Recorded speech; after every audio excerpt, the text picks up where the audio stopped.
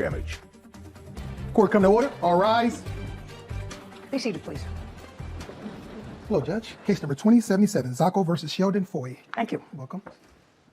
Ms. Sacco, you had some sort of a problem in a shower in your house. Yes, Your Honor. Tell me briefly what the problem was. I had a small dribble coming from around a shower valve that was in my master bathroom shower. Tell me what valve it was. You know, I'm not. Well, I have a picture that I I'd can like to show you. Just make a circle where the problem was. I believe it was the top one. Thank you. Who's Mr. Shelton? Let's change places with each other. Thank you.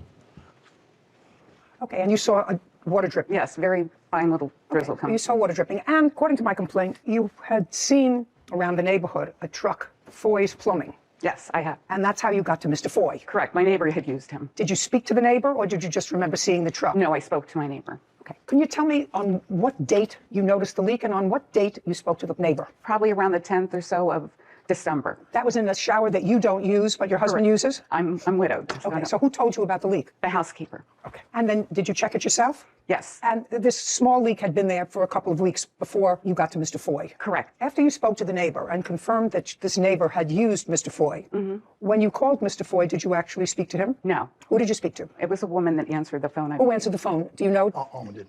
I'm the office manager. Okay, could you stand up, please? Tell me your name. My name is Alma Valdez. And you work for Mr. Foy? Yes. And you have a plumbing company? Yes, ma'am. How many employees do you have in the company? Right now, only 3. He's not one of them. Yes, he's one of the employees. How long has he been an employee? Oh, on and off 15 years.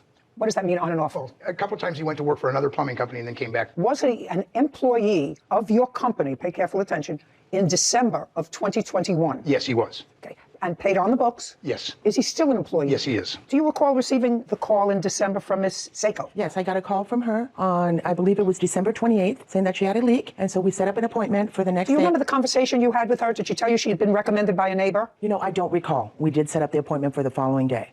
That would be December 29th. Yes. Have a seat. Thank you.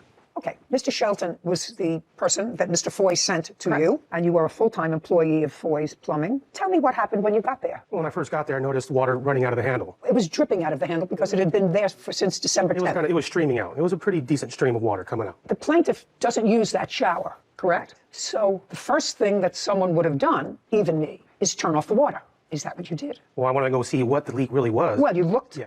First, and then I went out and shut the water off, and then came back in to pull the cartridge to identify. And there's no markings on the plate, so I couldn't really tell exactly what brand it was. We do carry a variety of brands, but more of your typical. You're getting too technical with me, okay. sir. Okay.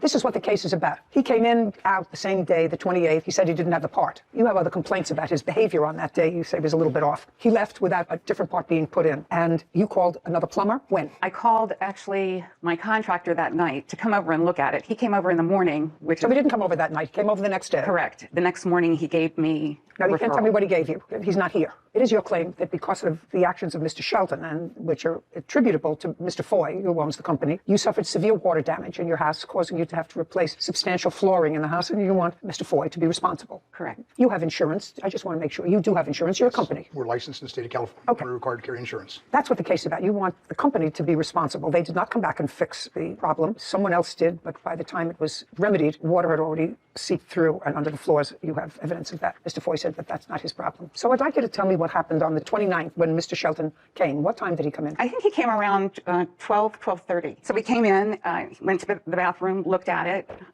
took out the cartridge. He did turn off the water. And then he said he had to go look for the part. He left. He was gone for over an hour, returned, said, I don't have the part, they don't have it. And as he's talking to me, his phone rings again, and it's the plumbing place, and they said, oh, we have the part. He left again for another hour. He comes back the third time, and he says, they still don't have the part. By this time, it's like 3 hours have passed, and I'm sitting in my living room, and I hear tools dropping in the shower. I said to him at one point, do you think you need to call for somebody else, some help? And he said, no, I can handle this.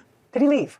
5 o'clock, I'm left. waiting. I have a friend that shows up at my house because we were going for dinner. And I said, well, we have to wait for the plumber to leave. And she goes, there's no car out front of your house. You didn't know when he left? No, he did not know when he Okay. left. Did the shower look as if it had been put back in place? Did it look pretty much like this? It was like that, but the stream of water that was minuscule before was much stronger. Okay, that doesn't actually help you. No. That hurts you because he said the water was a pretty rapid, is that what you told me? Just no, 1 second. yeah. Could you read back, Whitney, how Mr. Shelton described the water?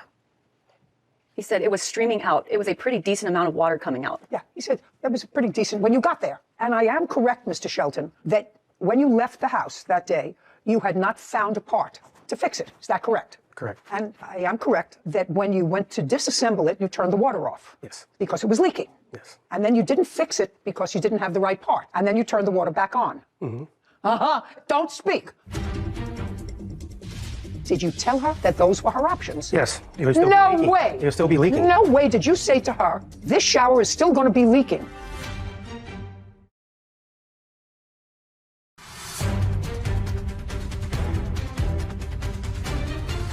Carla Sacco claims plumbers Robbie Shelton and Scotty Foy owe for damage from a water leak. Now, when you left on the 29th without having put in an appropriate part because you couldn't find it, this leak, which caused you to turn off the water because it was a pretty significant leak, you turned the water back on. The reason why I turned the water off, because you had to take the cartridge out. If I left the water on and took the cartridge out. Listen, Mr. Shelton. I know, that's Mr. why I Shelton, turned the water Mr. off. Shelton, you're not being a two-process thinker, sir. Let me explain something to you. I came to California from Connecticut to the place where we live in California. I walked into the master bath, to the toilet, et voila, I see a puddle of water around the toilet. I say to myself, self, you went to law school. You don't know what this is. But it's not a leak that's coming from the back. It's a leak that looks like it's coming from the bottom. So I called engineering. Fortunately, I live in a place where somebody will come up. They came up right away. The first thing they did was turn off the water. Smart. Just like you did. Then they opened up the problem, looked at the problem and said, we need a part. Unfortunately, those are not the same parts that we keep in the hotel. We'll have to order it. Turned off the water. Use a different bathroom. For the 2-3 days it needs to get the part. You weren't there. So just pay attention to me, Mr. Foy. You weren't there. I'm just letting you know what common sense is living on the planet for a long time. If you have a leak that's caused by a faulty part and you don't fix the part because you don't have the part, you turn the water off. I point something out. He had to turn off the water to the whole house because there is no shut off to the shower. Just a second. He had turned the water off to the whole house, and he put this cartridge back before he turned the water on. What difference does it make if he put the cartridge back? He has taken the cartridge apart in order to see what it was. He took it out of the wall. He took it out of the wall, but it does not take it Mr. apart. Shelton, if your employee, and if what you're saying is accurate, which I don't actually think is accurate, because every room in a house usually has a turn-off valve, especially in the bathroom, so you don't have to turn off all the water to the kitchen and to other bathrooms, perhaps. If there's a problem in the shower, there's a master lever for the whole house, and then there are smaller levers for each. For everything except the shower, ma'am. What do you mean for everything except the shower? The shower does not have an individual shut-off. You do indeed have to shut off the water to the house. The vanities, the toilets all have individual angle stops, but the shower does not. Were you ever at the house? No, ma'am. No, so you were never at the house? No, ma'am. How many square feet is your house? It's 2,500. It's a substantial house. So you're telling me in a 2,500 square foot house, if you have a leak in the shower, you have to turn off all the water if you want to turn off the shower water? Yes, ma'am. That's absolutely correct. That's absolutely correct. Having not been there. Yes, ma'am. I build houses. No. I don't care what you build. You weren't in that house. This has no shut-off, ma'am, other than the whole house. You have to shut the water to the house off to shut that off. So now here's my question.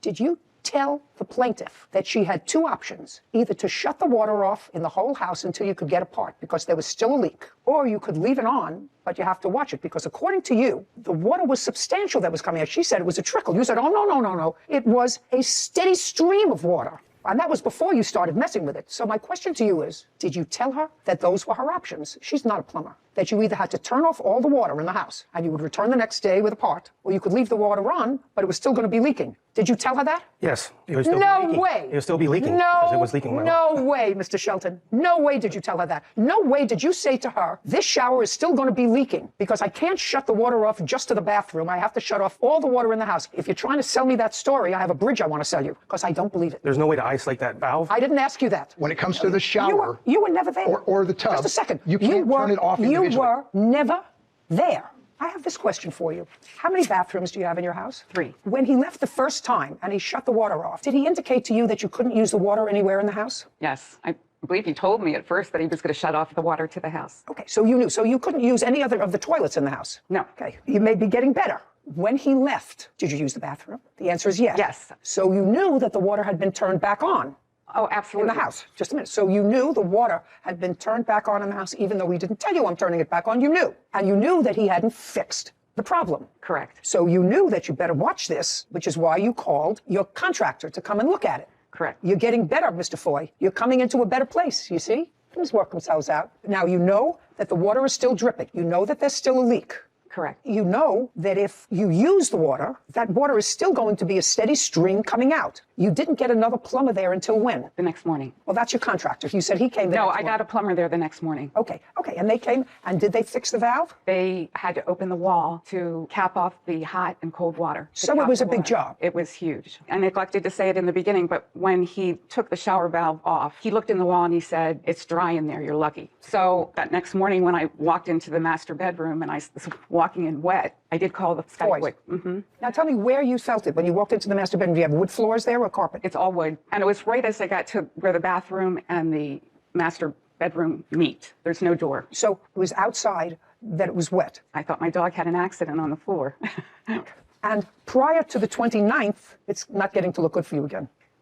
Prior to the time, Mr. Shelton. May I clarify? The room that she's talking about, the shower's here. Robbie's working in the shower where it's all tile. You weren't there. And we never went into her bedroom. Yes, you did. You have to. You can't tell me that because you weren't there. Is the bathroom adjacent to the bedroom? So to get to the master bathroom, you have to walk into the master bedroom and make a left. Okay. Now, Mr. Shelton, you recall saying to the plaintiff when you looked in the wall, "You're lucky it's dry in here"? I said it looks dry. I'm not next.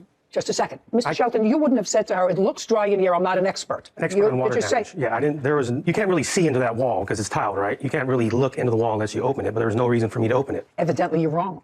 Either you were wrong that it was dry, or when you put things back together again, something didn't work. After he touched it, it was no longer leaking in the shower. Now it was going through the wall. I'm just telling you, that's the time sequence, unless you believe in miracles.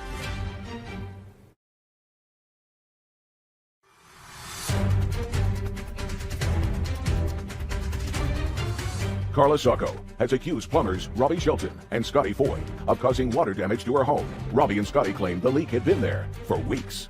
Mr. Foy, you have a lot to say for someone who was never there. Someone who's been a plumber for 40 years. Just a second. I've been alive with houses for longer than you've been a plumber. Right? And there are certain things just from being on the planet. This leak was first detected more than 2 weeks before your plumber got there, right? That's what she says. However, within that 2-week period, there was no water damage to the wood. The only time there was water, listen, you can shake your head all you like. This is the timeline. We got cold because there was a leak, ma'am. No, you got cold because there was a leak in the And shower. according to her, it was leaking for 10 days.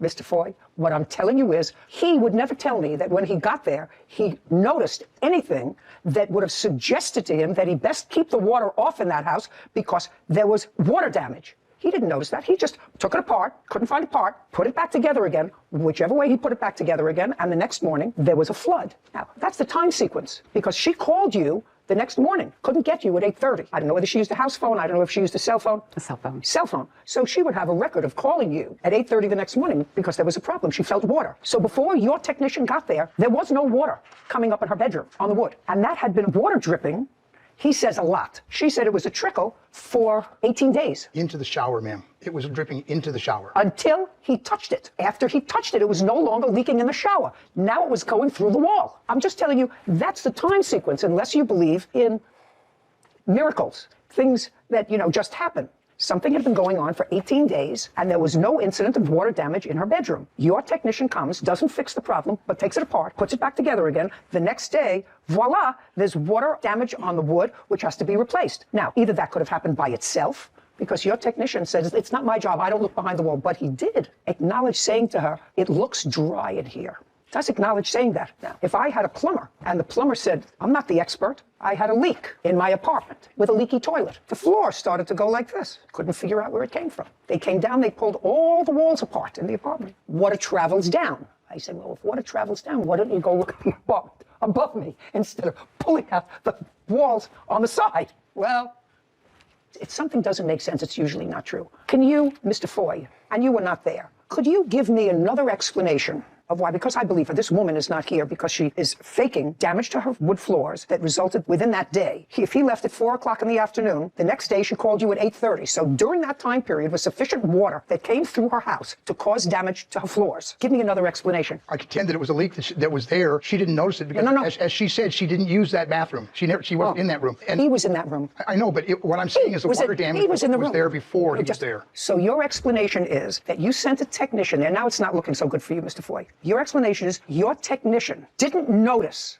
sufficient leaking from that valve to say to her, you best turn the water off in the house and not use the water until I get back to fix it. He wasn't looking in the bedroom, ma'am. He was in the shower. He saw the leak in the shower. And Can I see pictures of the floor, please? Can I say something? Sure. When I left, it was not leaking. It was leaking the same way it was leaking when I first got there. So out that, the front. well, just a second. That's a lot. It was coming out. According to you. Well, I mean, what according a lot to you. to me is a little stream is a lot of water. Listen, to Mr. a Shelton. plumber, so. Listen, Mr. Shelton. You know, she said a trickle. You said no. It was a steady stream. Stream. That's steady stream. Steady stream. That's what you said, right? Can I see pictures of the floors, please?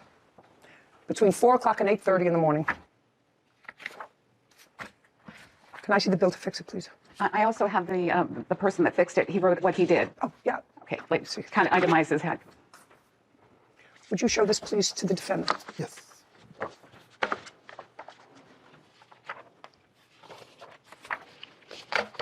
Thank you. So, Mr. Foy, I assume you have insurance. You should have used it because I think you're responsible for the damage to her floors. And I think that that was done because your technician did not do an adequate job of protecting it between the time he found the leak and between the next day. Nothing else makes sense to me. 3589, judgment for the plaintiff. We're finished. Thank you. This court is adjourned. I don't really agree with it because it was already leaking before I got there and she admitted to it. I'm just thankful this is over. That is a wood floor. Water could have been underneath the wood floor and not showed itself. You would think once they pull the floor up, there would be mold. I have nightmares about leaks. Got justice today, thank goodness.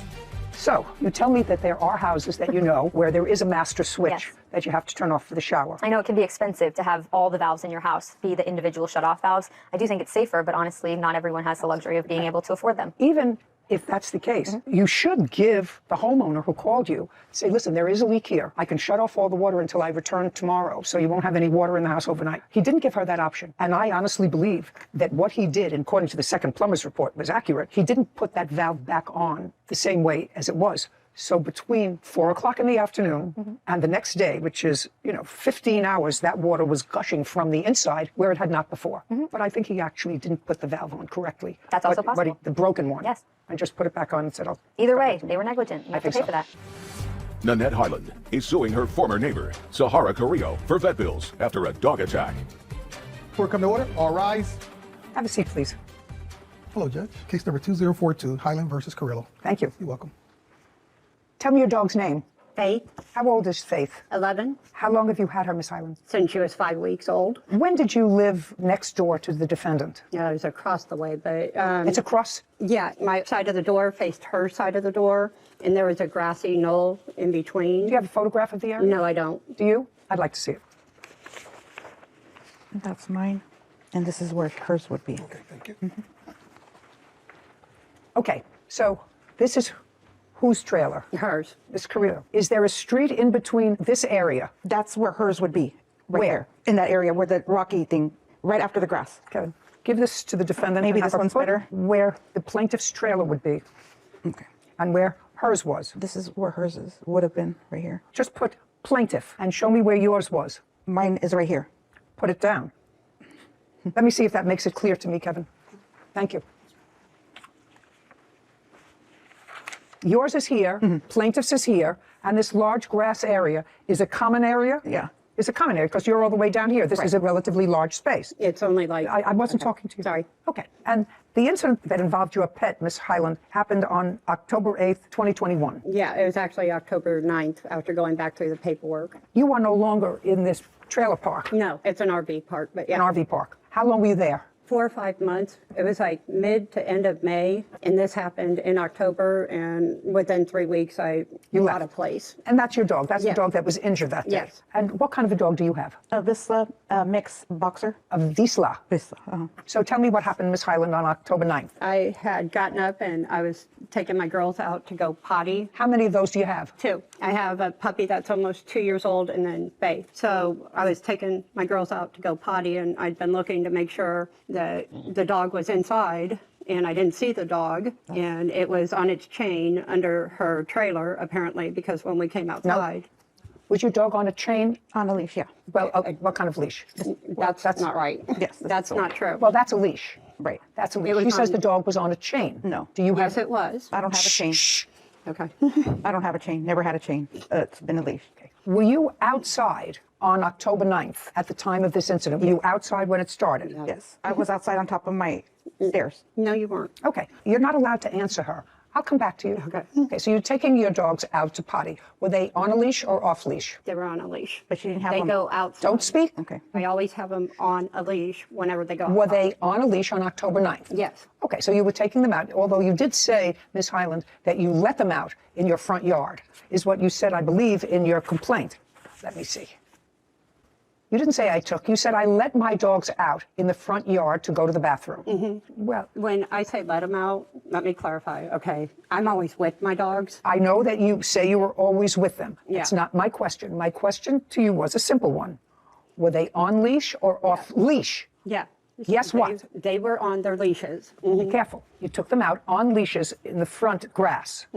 And what happened? When we got down to the bottom of the steps, her dog came out from underneath the trailer and grabbed Faith. Well, she was on a leash. Yeah, but she grabbed her. The puppy started to go one way, and I had Faith and dropped her leash, and the puppy was going, like, she got out of my hand and was taken off, and her dog was under the trailer. Didn't know it because I'd been watching to make sure she had been inside, but didn't see her or the dog out, and she came out of the trailer after the dog grabbed Faith. In what location did her dog grab Faith? Right by my trailer, right by my steps, where I had my steps. The chain was long enough for the dog to go past the tree that was right there in between the two properties. And she came out. Your and dogs started came right beating- No, just You didn't have a hold of the leash. You're not. That's you're not- because the listen to dog me, you're broke not free. Sorry. You want to continue with this case or you want to go? No, I want to continue. Then let's understand, we don't talk to each other. Okay, so your version of the events is that her dog was chained under her trailer. You came out with your dogs on leash. The puppy ran away. You dropped her leash.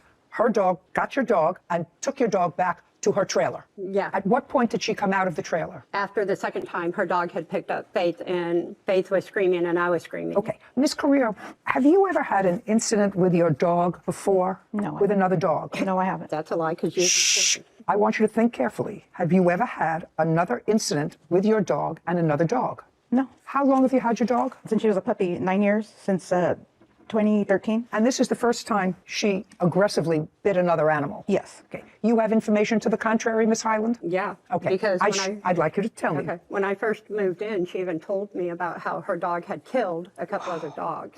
Okay. Tell me about that. She just told me to make sure I was careful with my dogs because her dog has a history of attacking and aggression towards No, other dogs. well, those are conclusions. You first said Yeah, that she her dog told- killed two dogs. She and then- did. She told me that her dog was aggressive and that it has a history of killing other dogs and that it had already killed other dogs. And that's why she got kicked out of her last RV park. I've never lived at another RV park. That's my first RV park ever living at. Where did you live before? At my mom's on Ming Avenue. Did you ever indicate to Miss Highland that she should keep her dogs close to her? We've never spoken prior to the incident. We never, I mean, just maybe a hi. She just had moved in. I never spoke to her. You want to tell me your version of what happened on the 9th of October? Yes. I was outside on top of my stairs. I was sweeping. My dog was at the bottom of the stairs. I have her tied up to the stairs. There's a ring where I clip her leash to, so she can't go far. It's just this distance while I was sweeping. Would you hand that to me, please? And I can hear her dogs barking while they were inside. Would you open it up for me? Okay, what you're telling me is that this is what you tied on to under the stairs. Where did you tie it? This part right here.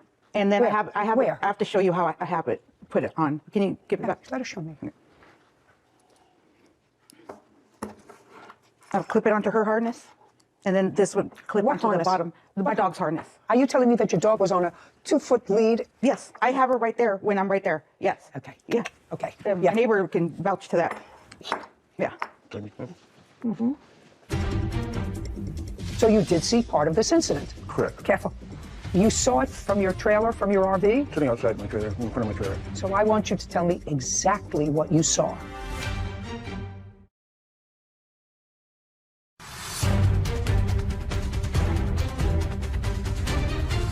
Nanette Highland claims her former neighbor, Sahara Carrillo, owes for vet bills after Sahara's dog attacked her chihuahua. Tell me your name. My name is Garrett Newhouse. Mr. Newhouse, how long have you been the defendant's neighbor? 2, 3 years.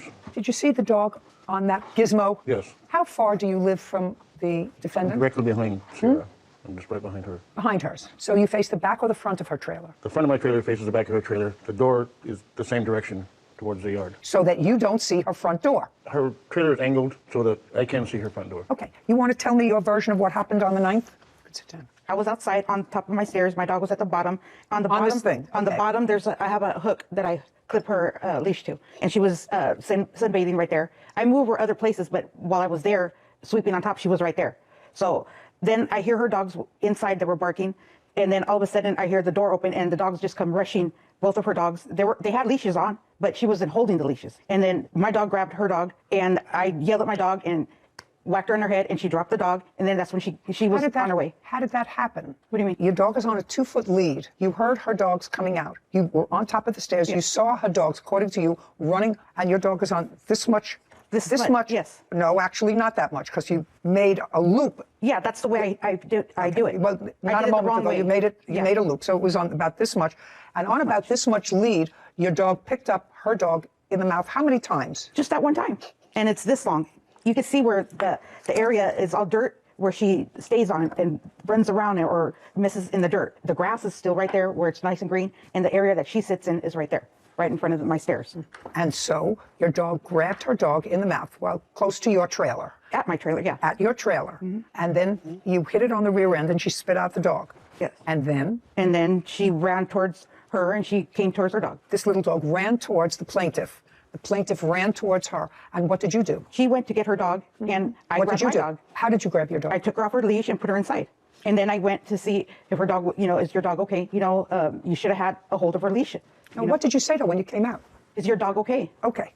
Is your dog okay? And what did she say to you? I can't remember. She was just, your dog, not my dog. I'm like, how come you didn't have the leash? They were on leashes, but she wasn't holding them. And she said because of her legs that she couldn't. And I told her, then you shouldn't have dogs if you can't take care of them. Just a second. Is that what you said to her? You shouldn't have dogs if you can't take care of them? If you can't take, they can't be loose. There's a leash law. And she didn't have the leash. She had leashes on them, but she didn't have a hold of them. I'm just asking you. Yeah. That's what you want me to believe you said to her. That's what I said to her, yeah.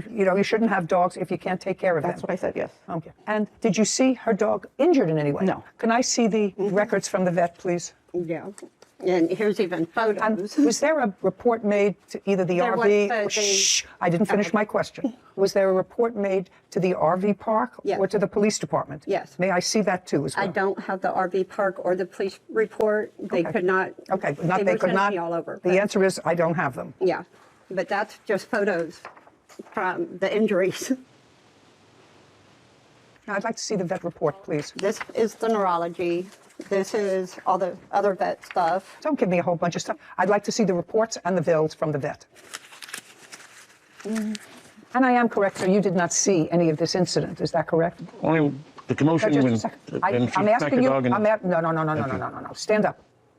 Let's be very careful about your answer. Am I correct that you didn't see any of this incident? only after she had smacked the dog and he dropped the dog and that little commotion right there where she picked up the dog and went in the house. You saw it from your trailer, from your RV? Sitting outside my trailer. So I want you to tell me exactly what you saw. Now look at me. Her. Who's her? Sarah. Her picking up her dog and going back to her house. Where was she when she picked up her dog? No, I tell you what you're going to do. You're going to show me right here. Like halfway between her house and mine. Her house. Put a mark where you saw her, where she picked up her dog. Okay, may I have that, please? Struck somewhere. Like a couple feet away.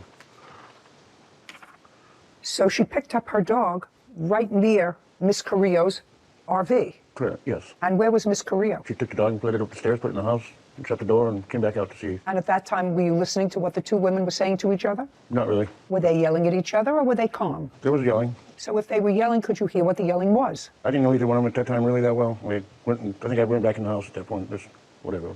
Thank you. You've been most helpful. Okay, you have the report for me from the 9th of October? Yeah. I'd like to see it.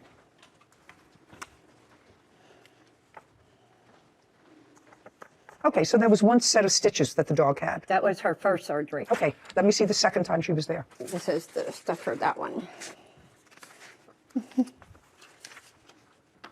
And that's why.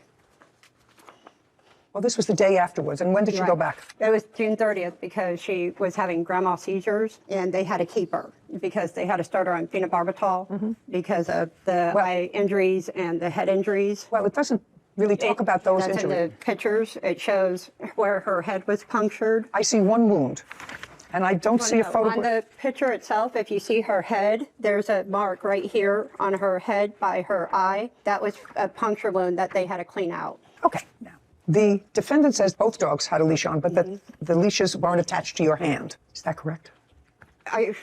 Honestly, I don't remember because most of the time when I'm coming down the steps, I have their leash in hand. And sometimes, like going down the steps, I lose the leash or I drop it and they are at the bottom of the steps waiting for me because they know it takes me a minute to get down the steps. Okay. If you're standing on your steps sweeping, you see her dog's running across, then you jump down from the step and you grab your dog.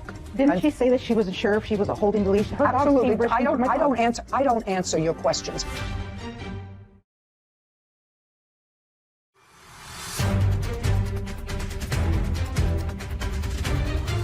Nanette Highland says her former neighbor, Sahara Carrillo, is responsible for her Chihuahua's vet bills. Sahara claims her dog was tied up and Nanette's dog ran onto her property. At any time, did Faith run across the lawn? No, she was right by the steps because the tree is right there. It was like in between our spaces isn't even as big as this, in between here and your front of the bench. And literally, she was grabbed right by my steps. Was any report made by you to any animal control? I'd called 911 and reported it, and they can't find the report, but it was done over the phone. And I waited for them to come out for a week, and I kept calling them. But I did it over the phone with them. Did you ascertain from the defendant whether her dog was up to date in rabies shots? I didn't ask any questions afterwards. I was just trying to make sure and find out what was going on with her. Did anyone from the RV park come and discuss the incident with you? They just asked me what Just a second. So the answer is yes. Do you have any sort of documentation of that discussion that they had with you? There was no documentation. Do you remember the name of the person that you spoke to? Yes. Are you still at the RV park? Yes. Did you tell the RV park that there was a witness to this event? No. Well, there were two different versions of the event. One says that your dog came and attacked hers, and you say that her Chihuahua came and was aggressive towards your dog. But you have allegedly an independent witness who saw part or most of it, who you brought to court today. I assume that the plaintiff communicated to the RV park that your dog was at fault, correct? Yes. And you say your dog was not at fault. Is there any reason why you didn't tell the RV park that there was a witness? Oh, because I didn't know yet. When did you find out that he had seen anything of the event? Maybe like 3 weeks after. Tell me about that. How did you find out that he had seen any part of it? Because I was talking to him about what was going on, that she was going to take me to court, and then he said that he. So now you were talking to your neighbor, right? Which that you must have been at least somewhat friendly towards him. At that time, yes. At the time of the incident on the 9th of October. We didn't know each other that well. But you had lived there for a long time. How long did you live there? Since July 20. And how long has he been living there? How long have you been living there? A long time, 20 years. Long time, 20 years. So my question is, what prompted you 3 weeks later to have a discussion with him? Because I started to get to know him by then. I worked. At that time, I worked a lot. So I started to conversate with my neighbor. That's. Mm-hmm. Okay. How much were your vet bills? At this point, it's over $10,000. Have they been paid? Most of them. Okay. I'd like to see the bills, the last bill. And can I say something about what she said?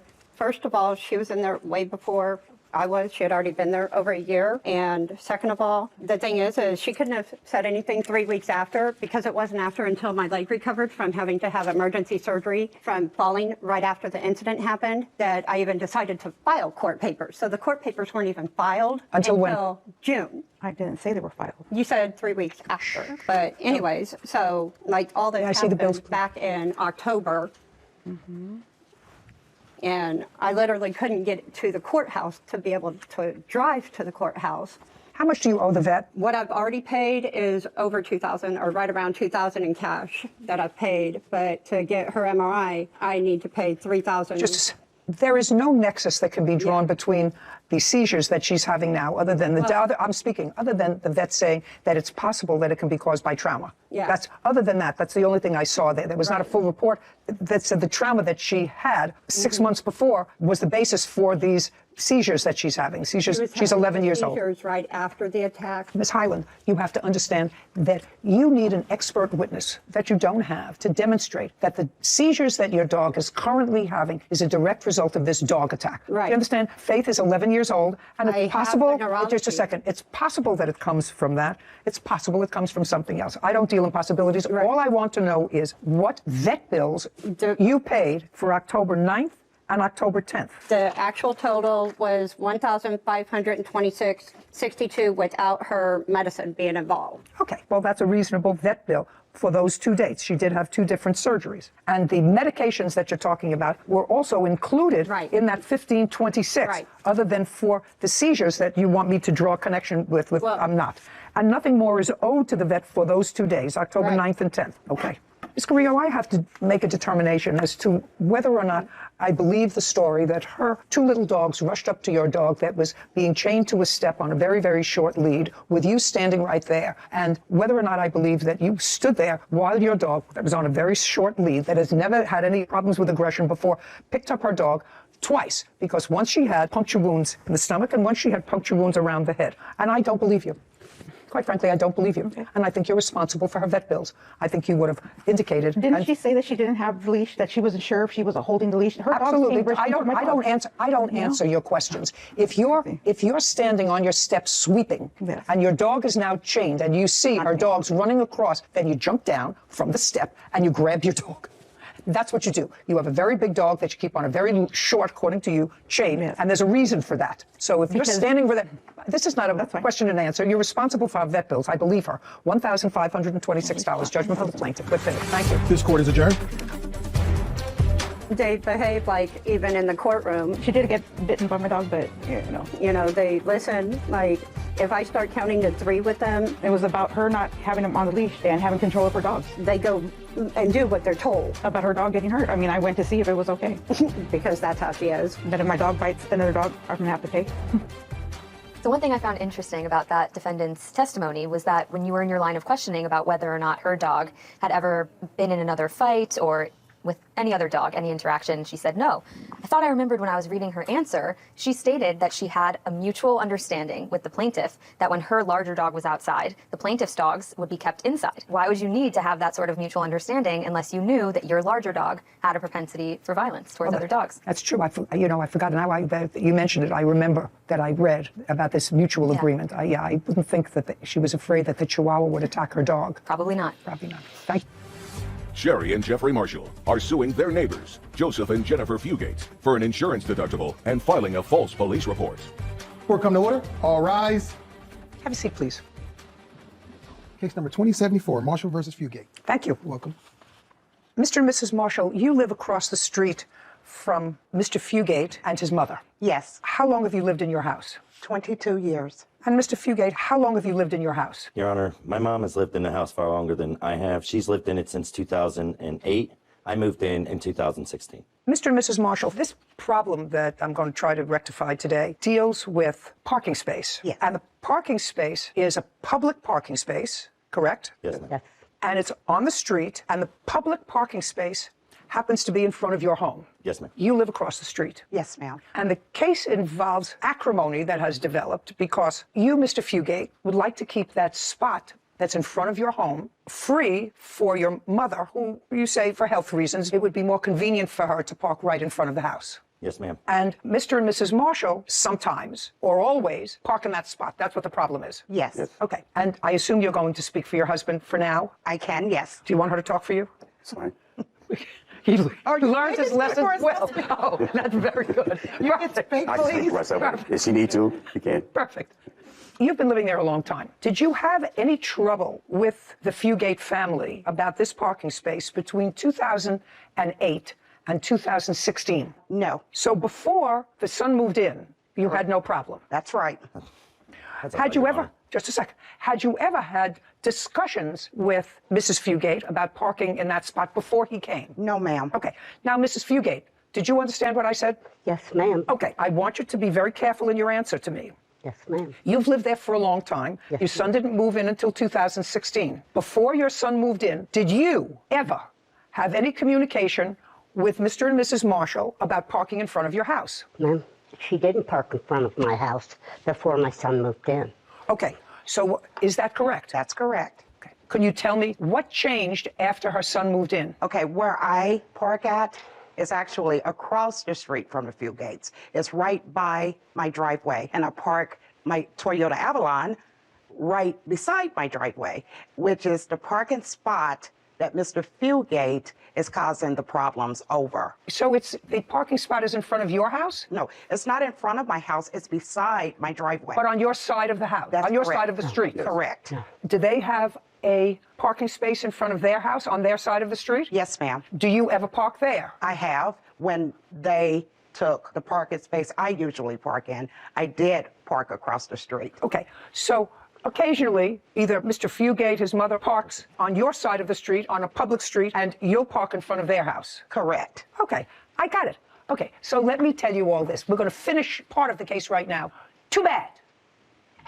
You can park wherever you want on a public street because there are other visitors that come, I assume, for people who live on the block that they take up parking spaces, and occasionally there aren't other parking spaces. You know, there's no question you would prefer to park on your side of the street, and you would prefer to park on your side of the street. If you can't, you can't. Mr. Fugate, I'm just telling you, just so that you know, you have no right to a public parking space. Yes, I understand that, Your Honor. I'm not the one that needs to be told that, though. You have no right to a public parking space. Yes, ma'am. Where do you live? In what state? Ohio, Cincinnati. Okay, I've actually been to Cincinnati frequently, but I am certain that there is no regulation in Ohio or any city or town thereof that says, well, you sort of had first dibs on the parking space on the public street that's in front of your house. That's ridiculous. The best that Cincinnati has, Your Honor, is a 3-day law that if the vehicle doesn't move within 3 days, then it could be towed by the city. But that's the best that they have. You live across the street from each other. Did either of you ever call the police and say a car has been there for more than 3 days? Yes, Your Honor. Who did? I did, Your Honor. Why? Because the spot in question that's directly across the street is actually, it's hindering to the entire flow of the neighborhood and where everybody parks on the street. I served 10 years Army, and I fought for people. Listen, I don't care if you're a good person, if you're not a good person, if you're a do-gooder, if you're not a do-gooder. It's a public street. And if what you're suggesting to me is they should be nice, it's an older person and they shouldn't park in that spot, what I'm telling you is I wouldn't start up with anybody by calling the police on a car that especially a car that I knew. I know that it's my neighbor's car. They've been living there for 22 years, relatively peacefully. Relatively peaceful. It hasn't really been peaceful, Your Honor. You moved there. Yes, I did. They were living there a decade before you moved there. You. Yes, ma'am. If it wasn't peaceful, there are options. You're a free person. But I think it's absolutely ridiculous. I cannot imagine my calling the police on a neighbor's car that was parked in the street. Well, that created problems. Okay, so I see where we're going. We're going to get to this case. Reimbursement for insurance deductible, that's one thing, because you claim that Mr. Fugate damaged your car. Yes, ma'am. On what date? That was on June the 26th. Of this year? Of 21, I'm sorry. Okay. Do you have any video evidence of the damage to your car? No, ma'am. All I have is a picture. Tell me how he damaged the car. With what did he damage the car? Okay. He damaged the car with his hand. I'm parking the car. You mean in front of? In front of Mrs. Fugate home. So on her side of the street? Yes, ma'am. I exit the car. Mr. Fugate is being erratic. No, don't tell me what your perception is. Tell me what he did. He was hitting the hood of the car. He came up to the car and was hitting the top of the car? Yes, ma'am. Okay, now I'll see the car and the police report.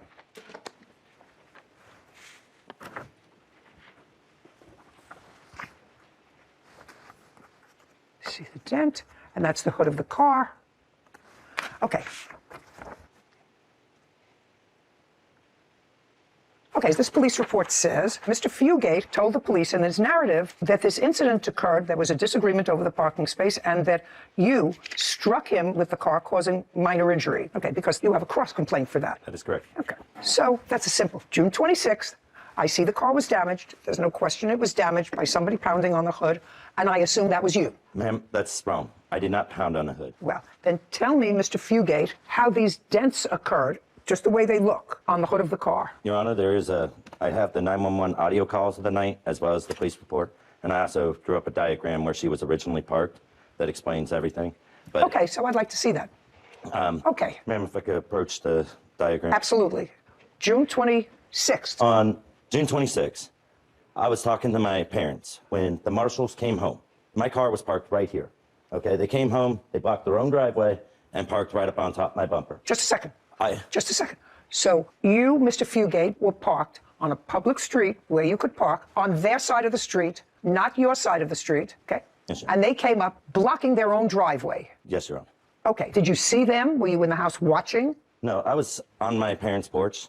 Okay. So now you're on your parents' porch. They're in their car, and they blocked their own driveway. Yes, Your Honor. Okay. Not a big ordeal, right? Not any of your business. Right. It wasn't, like I said, wasn't any of your business. Exactly. So go anyway, ahead. I am talking to my parents on the phone. They're just getting done working. I can hear that the marshals are upset about where I'm parked at on a public street. And I went out to save my parents' spot because I could hear her say, I'm going to teach him a lesson. So, Mr. Fugate, now, is what you're telling me that car where you're standing, you went out to make it so that they could not park on a public street. Is that what you're telling me? The answer is yes. Yes. You got off the porch to stand in the street to block them from moving in front of your house because your car was parked on their side of the street. No, Just, no, Your Honor. No, you got it wrong. Is that red car yours? The red car is mine. It's mine. Yes, Your Honor. Just to say, the red car is yours. Listen, I'm not a moron. I know that. The white car is the space that you wanted to save for your parents. Yes, Your Honor. They were on their way home. I was Who talking to gives them. a rat's behind where they were? Now you have This both whole spots. area was clear, and there is a crossing road that comes all the way through here, and they could have parked. Who made you the monitor of public parking? No one. Who do you think you are to be the monitor of public parking?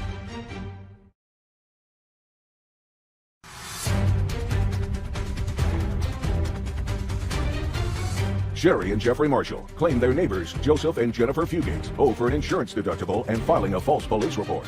Joseph and Jennifer are countersuing for medical bills from an assault. Now, you went out on a public street to go like this to save a parking space for your parents that you had no right to do. Let me just understand this. You had no right to go out there. You parked on their side of the street, and then you went outside to save the spot because your parents were on their way home.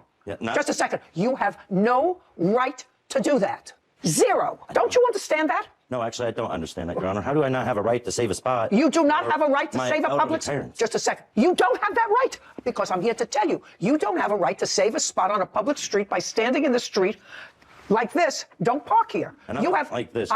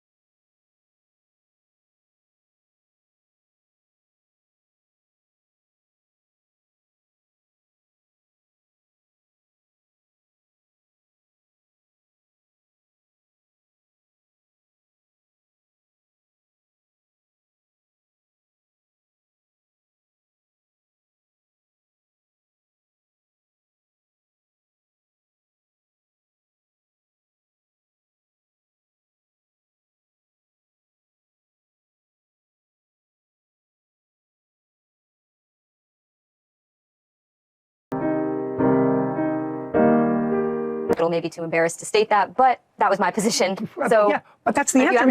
you have the opportunity to leave, that's what you should do. I agree with that. And he left, and he came here with his girlfriend. Now, I don't know if they're living in the same place now, but certainly she would come to visit him. That was one of the things that he was objecting to, that you couldn't stay past 9 o'clock.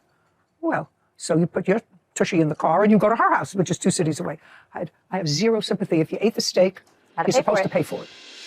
You sold a dog and he didn't pay for it. Yes, ma'am. The dog was sick, and I've been asking them to come get the dog. She said the dog had rabies. It was just getting out of hand. Where's the dog now? I just gave the dog away.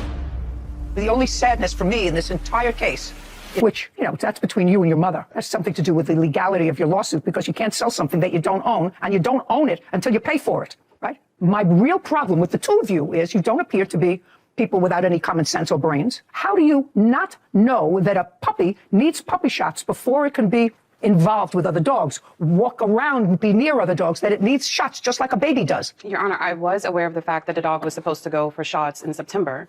No, it wasn't supposed to go in September, I got madam. the dog August 21st from my mom. My mom told me the following month that the dog was going to need shots, and that was only like a week or so from the August when I got the dog. So where did you get this idea that this puppy that you had didn't need shots before September? Your daughter a moment ago said September was the date because that's when your insurance kicked in. September 1st, yes. I got the idea from Tina, the person that I actually purchased the dog from. She told me that the dog would be due for his first shots the last week of August. But the problem is that he told us the dog had rabies. And I researched that. That it had and rabies. There is no, sure. Who told you the dog had rabies? Oh, I'm not talking about him. That's why he didn't want to pay, because he said the dog had rabies. Let me explain something to you. I don't know whether the dog had rabies or not. I know that you and your daughter were negligent. And your daughter has no claim because she didn't pay for the animal. You did. You're not the plaintiff. You paid $800. You sold it to your daughter for $900, and you sold it to him without shots for $1,600, of which he paid you $5. No, ma'am. We had an agreement to pay the $5, but I wasn't giving up Just nothing. a second. So you paid nothing? Nothing. No, ma'am. The first payment wasn't due until I got paperwork and everything on the dog. Okay. So you got the dog in October Yes, ma'am. 17th. Yes, ma'am. I'd like to see the vet bills after October 17th. I have that, and I got her rabies shot certificate and things like that. This doesn't show me anything. Yes, ma'am. This shows me a surgery consult. I don't know. No, he wanted to do surgery, and yes, ma'am. This isn't a vet bill. I've been doing this for 28 years. So if you're not going to be able to show me what I want, don't waste my time with the zh on the machine. Okay. If you don't have it, you don't have it. I don't have it on me right Then just say I don't have it. No, ma'am, I don't. Why don't you have the vet bill? We're not talking about forever ago, sir. All you have to do is say to the vet, I'm going to court. I need a copy of my bill. That's my. Do you understand? Yes, ma'am. Okay. Now I want you to tell me, because I'm not crazy about either one of you. Uh-oh. You, because you were both negligent with regard to this puppy. You had no right to get a puppy if the two of you weren't emotionally or financially able to take care of it. You should certainly understand that when you get a puppy, when you buy a puppy, did you pay for it, by the way? I did. Okay. And if you paid $800 for a puppy, you ask certain questions. I've had dogs in my life for 70 years. Every time I purchase a dog, the person from whom I purchase it gives me a piece of paper that says when the dog was born, who the parents were, when it got its first shot, when it's got its second shot, when it's due for its third shot. That's what you get. And it's hard for me to comprehend that neither one of you really either understood it or just figured, well, I have the dog for 6 weeks, then I'm going to sell it to my daughter. I don't know, she'll want it, she doesn't want it. She's going to sell it to somebody else for twice as much as I paid for it. Because she sold it to him, allegedly, for twice as much as you paid for it. Sick.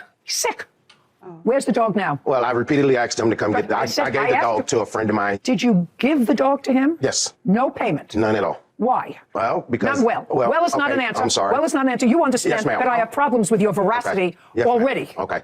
So I just gave the dog away after I repeatedly asked them if they want the dog back. Just a second. 3 dogs are in the house with us, which is what they call Katana, which we call Lucky. And then I have a little small Chihuahua, a miniature Chihuahua named Kimura. And then we have another dog that is called, what is her name? China. Yes. So we have 3 dogs in the house. Well, I had 3.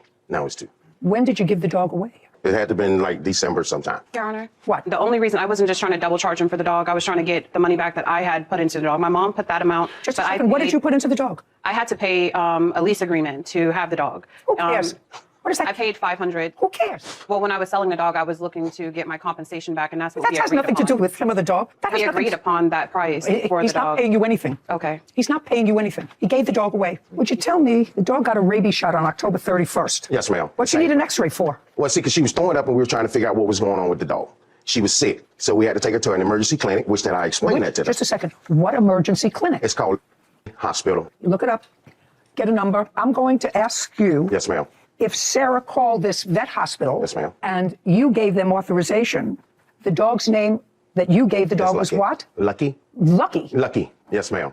Gave the vet hospital your name, the dog's name Lucky. Yes, ma'am. How much would they tell me that your vet bill was for Lucky? It was $1,022 and some change. Do me a favor.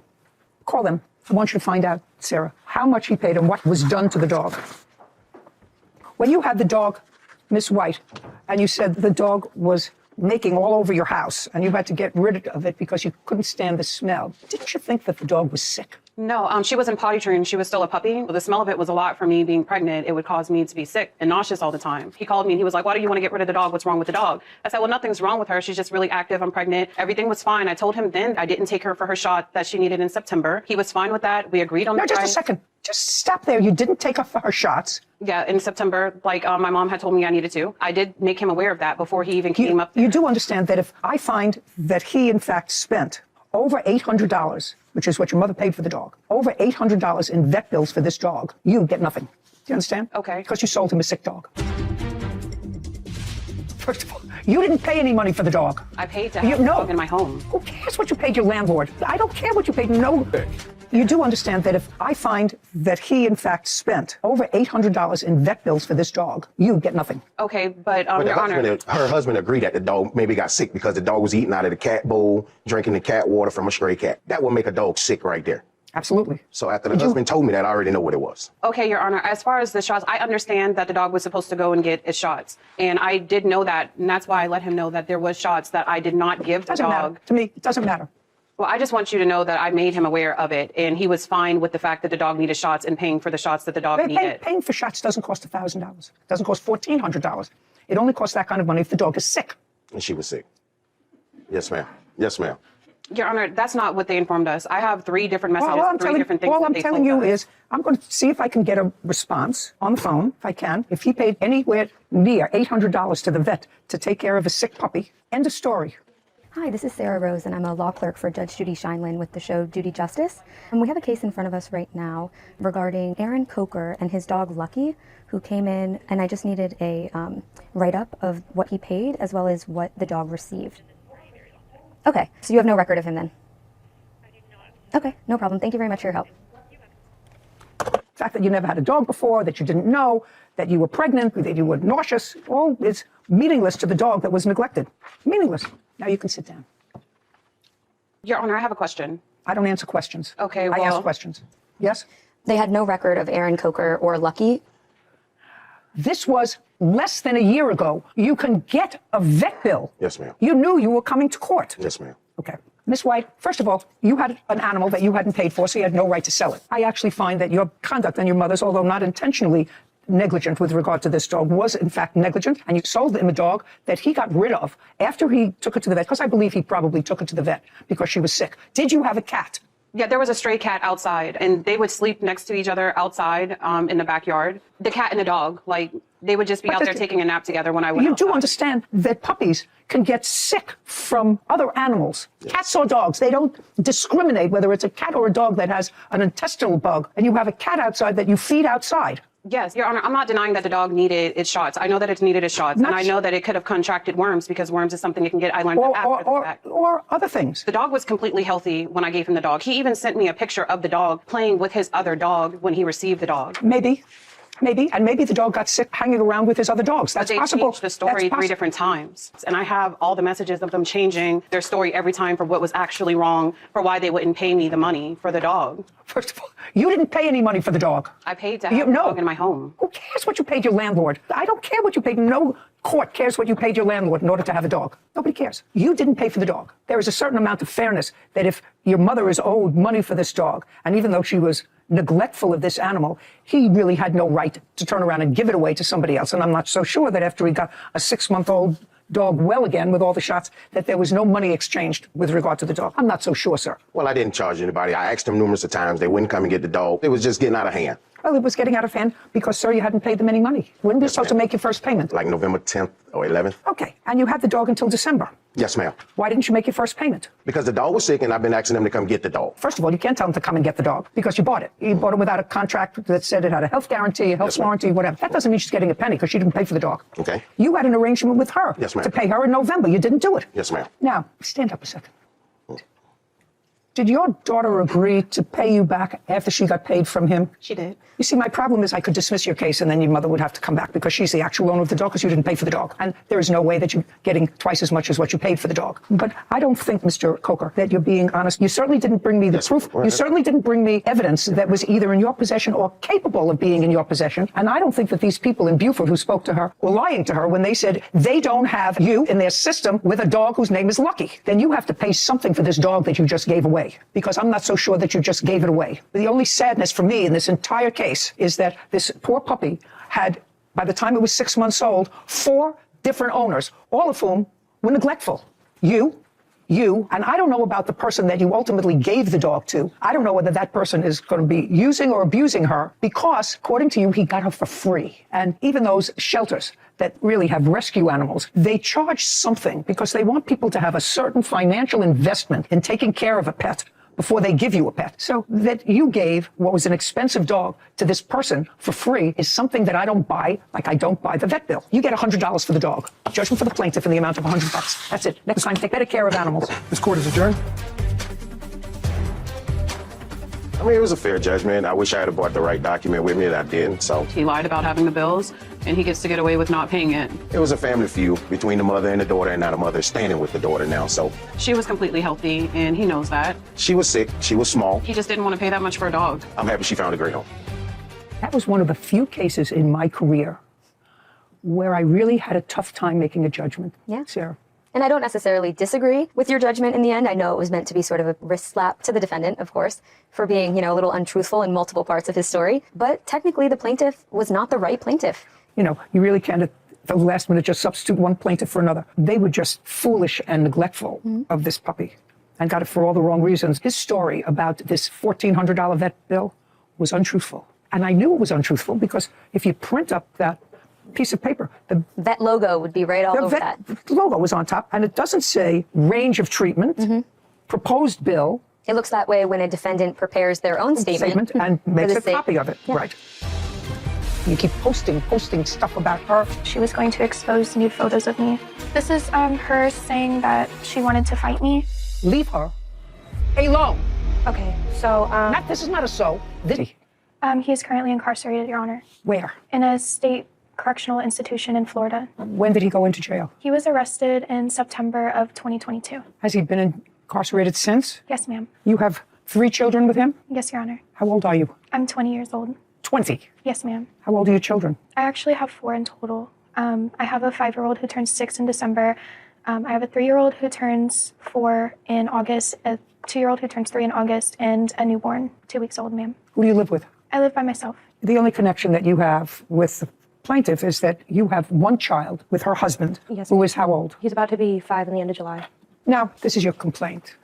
Many of these things at least start in 2022, and it is your claim that Miss Bigelow, who has one child with your husband, embarked on a course of conduct that can clearly be described as harassment, defamation, which you're going to present to me.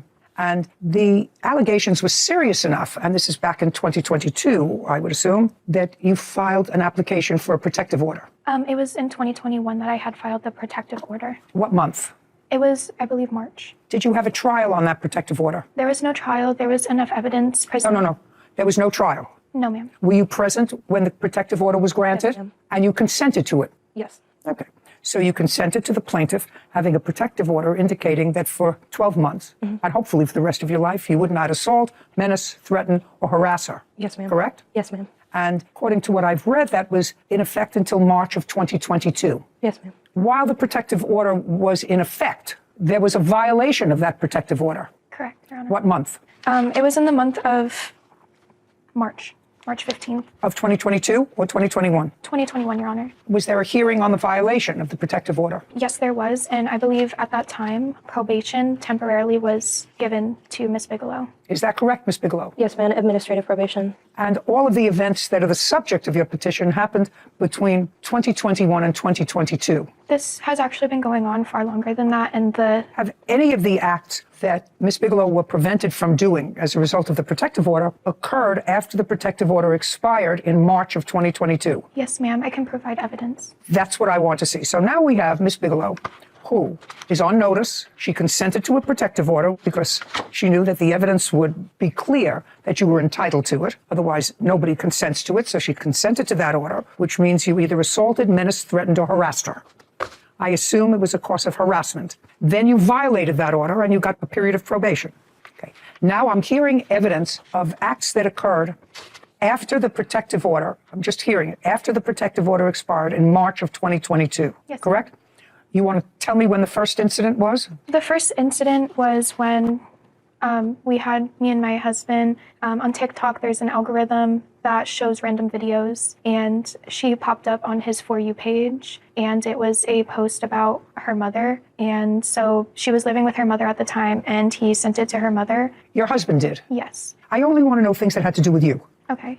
So I was arrested after my husband got arrested. They tried to charge me. Just a second. You were arrested in what month? It was in October, ma'am. Of what year? 2022. You were arrested for what? They tried to claim that I was trafficking drugs. That's what your husband is in jail for? Yes, ma'am. Okay, what did that have to do with her? It doesn't. Then it doesn't? Well, it doesn't? She had made posts about me going to jail. Can I see them? Yes, ma'am.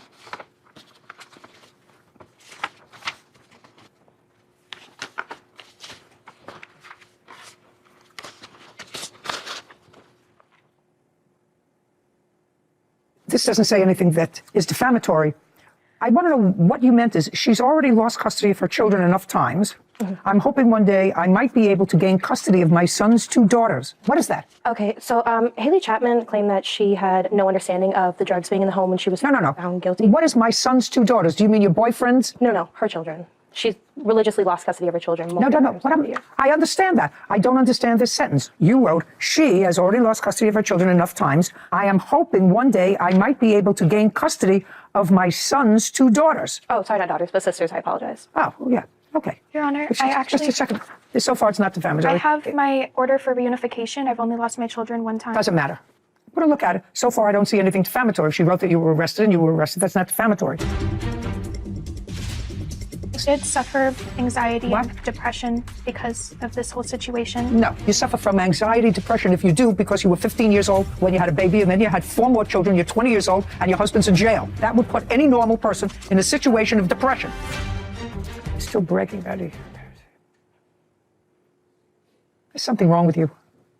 You understand that? Yes. You understand that this is all coming from a very stupid place, a very stupid brain that you have absolutely nothing to do with except that you were mad at this guy, at this prize that's sitting in jail for drugs. And so, yeah, don't tell me that you were trying to be altruistic. I don't believe it. No, that's not it. Actually, her husband assaulted me. I was a child and he was an adult for 1.5 years of my childhood. My son is a product of rape. You don't get me. That has nothing to do with her. She has shown up at my house. Just a second. That has... Okay. Okay, so she sent a picture of your mugshot, which is also not illegal, and said that you were arrested and charged with trafficking in fentanyl, which you were, right? Which you were. Those charges were subsequently dismissed? No, ma'am. I was granted pretrial diversion because they didn't have the evidence that they needed to actually... That's not what I asked you. You were arrested. Yes, ma'am. This is your mugshot. And you were arrested for drugs. Correct. So she didn't print anything that wasn't true. You were arrested. I'm not saying that what you did was right. I'm saying what you did was stupid, pointless, and just out of nothing but jealousy. Nothing. She certainly doesn't care about your children. Okay. So far, what you showed me, nasty, but not actionable because it's true. What's next? I have the TikTok that she posted of her claim that she was sexually assaulted by my husband, which backfired on me as well. I had to shut down. That's what she says. That has nothing to do with you. Well, an onslaught of people came and harassed me because of her post. I don't know that at all. And if they harassed you, that's their problem. But I'll take a look at what you want me to look at. But if she accused your husband of a crime of raping her, and she said it's your bad judgment to be with him, and now I assume you have 4 children with him? 3, Your Honor. 3, and 1 with somebody else? Yes, ma'am. Okay, wonderful. Sounds terrific. 20 years old. Sounds like we're going in the right direction here for a joyous life. Oh. What do you do for a living? I'm a bartender. How many children do you have? 1. Who do you live with? Myself, but I'm currently moving. Moving where? South Carolina. With whom? My son and I. Why? To leave Florida. Why? Why South Carolina? You just I want to go to college for underwater welding, and they don't offer that program where I live currently. Who are you going with? Just by myself. Who lives in South Carolina? Nobody. Do you have a place to live? Yes. Who's paying for it? Me. From what? My job. I've been saving over the last 2 years. How much money do you have in the bank? I have $180,000. Oh. Okay. All nasty, stupid. It's not actionable. What else? I have here that she told me to hurt myself and that she was going to expose nude photos of me. I'd like to see that. I also have here her saying that she wanted to throw bed bugs in my yard and on me.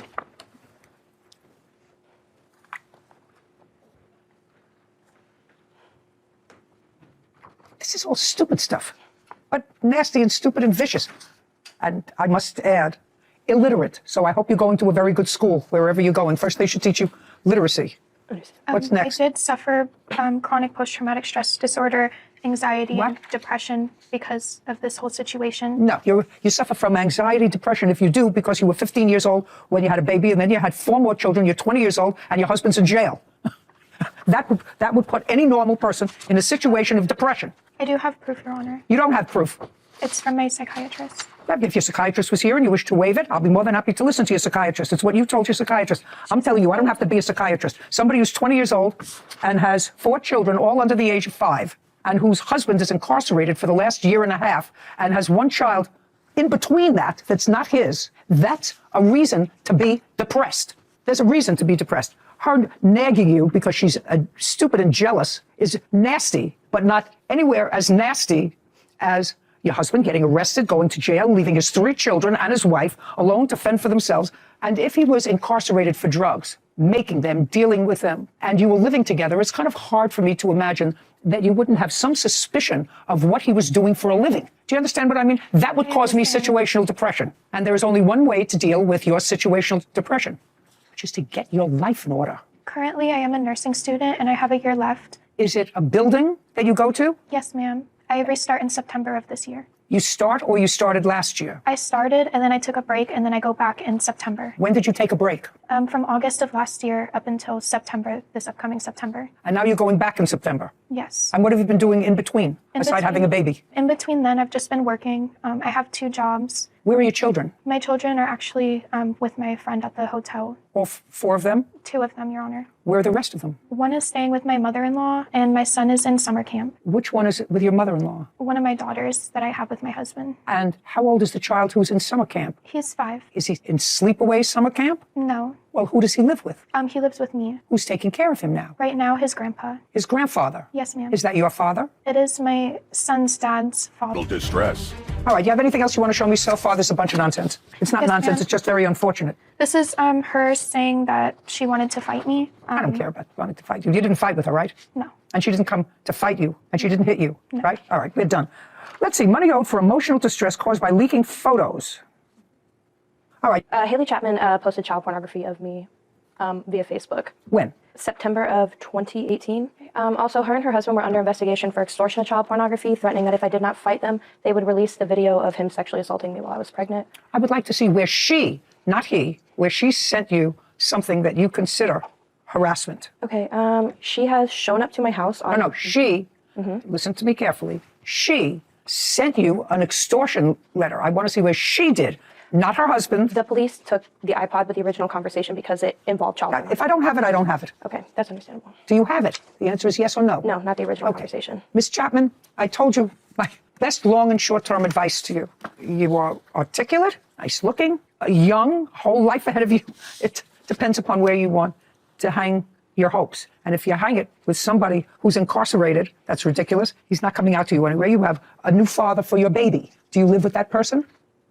Do you live with that person? Who do you live with? I live alone. I also have the times that she made fictitious DCF calls against me and messages of her admitting that she called DCF on me because I wouldn't fight her. Because you wouldn't fight her? Yes. I would like to actually take a look at those. Not that you're going to get a penny from her. You understand that? Yep. You understand why? Yes, ma'am. Okay, good.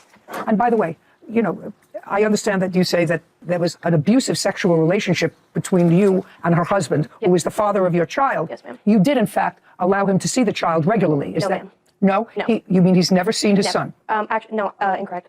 When my son was first born, he was 6 hours late. He came in, he said hello, and other than that, he was not permitted to be around the child. So he never came to your house and never saw him from the time the child was born until the time he went into jail. Is that correct? The only time that he did see my son was when she came to my house in June of 2022, when he was parked outside the house and my son had come outside. Other than that, he has not been around my child.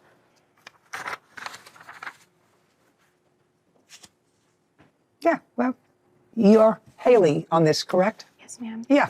Okay. She's angry at you, right? She's angry at you because you won't stop. You keep posting stuff about her, about her husband, about the kids, whatever. It's all because... There were multiple reasons as to why I was upset with her. There were on 3 different occasions when the restraining order was put in place, claiming that I violated when I did not. I was only Just a second. Okay. There was a final order of protection and a finding that you violated that final order of protection, and all this stuff was harassing, nasty, unfortunately, not defamatory, but clearly annoying. And she finally said, I've had enough. You have no case.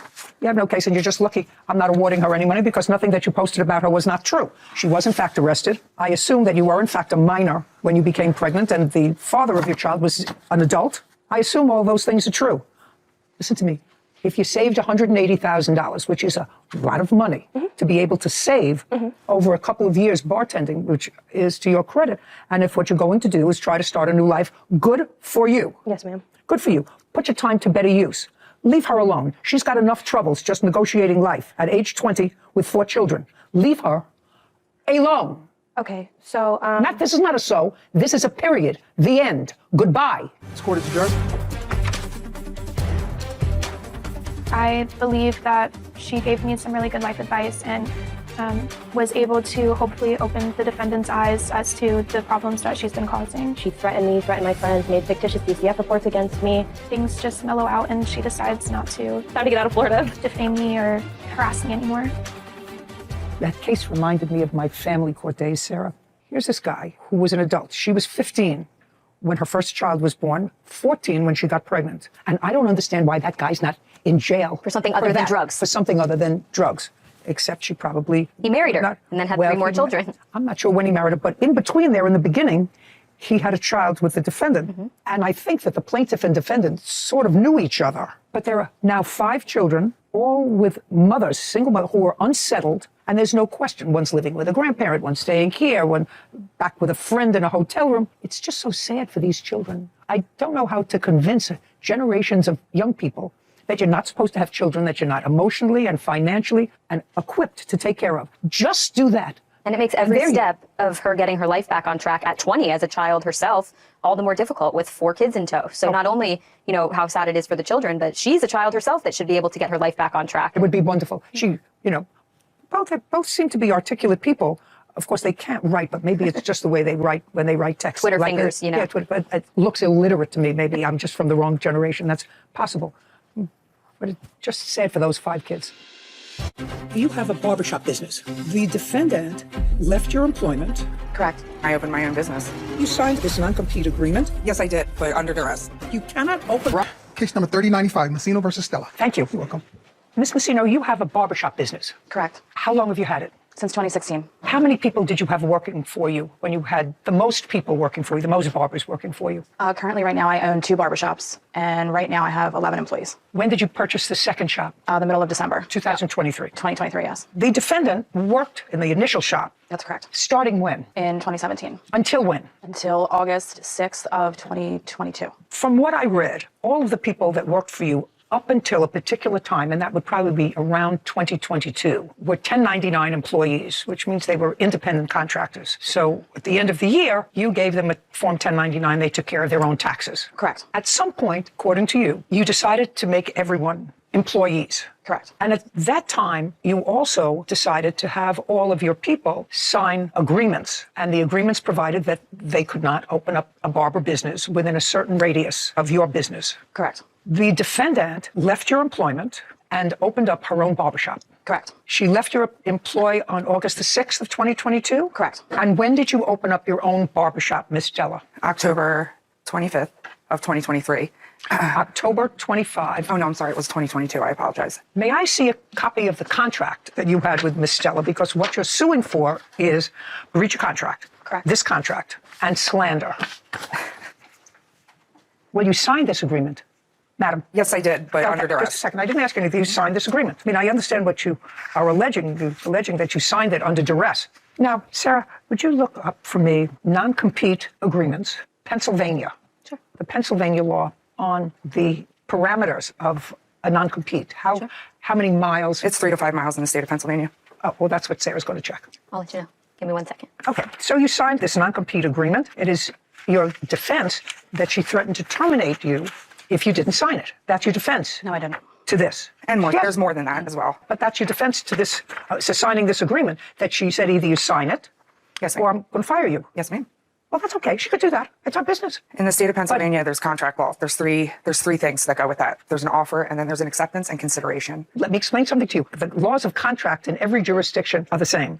There has to be initially an offer, an acceptance, and consideration. That forms the basis of any contract. Yes, ma'am. There is an offer, an acceptance, and consideration. No. Absolutely, there is here. It's not as if Miss Stella, she said to you, if you don't sign this agreement, I'm going to amputate your arm at the elbow. Okay. That's different. She's allowed to say to you, I'm not hiring anybody or maintaining in my employment anybody who doesn't sign a non-compete clause. They're perfectly valid. Okay. And she's allowed to say that to you, you're allowed to leave. This is America. And she's allowed to fire you. She's the boss. She's allowed to say to you, in my shop from now on, everybody has to wear a uniform.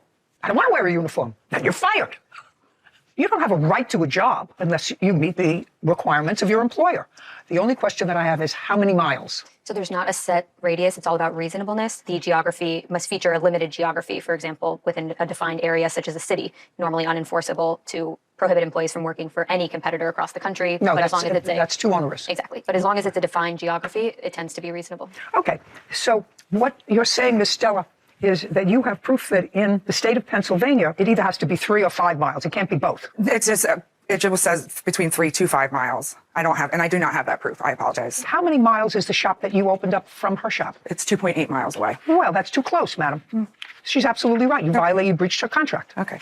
If I took her clients, then No, you breached her contract. It says that you cannot open a competing business for 5 years, and you certainly fall within the radius. You violated this contract. Okay. She's absolutely right. All right. When you left in August of 2022, where did you go? I left. I didn't have anywhere to go. So when was the next time you worked? When I opened my own business. And when you opened your own business, that was 3 months later. Yes, sure was. Don't be snippy, Miss Stella. It was 3 months later. How many of her barbers came with you? 3. 4 of us. 3. 4 total. 4 total. You and 3 others. Is not Yes, an answer. ma'am. Yes is the answer. I'm sorry. Yes is an answer. And the 3 others, did any of them come from her shop? Yes, ma'am. Okay, so well, it's a breach of contract. It's clear. They all left on their free will. Okay. I can't.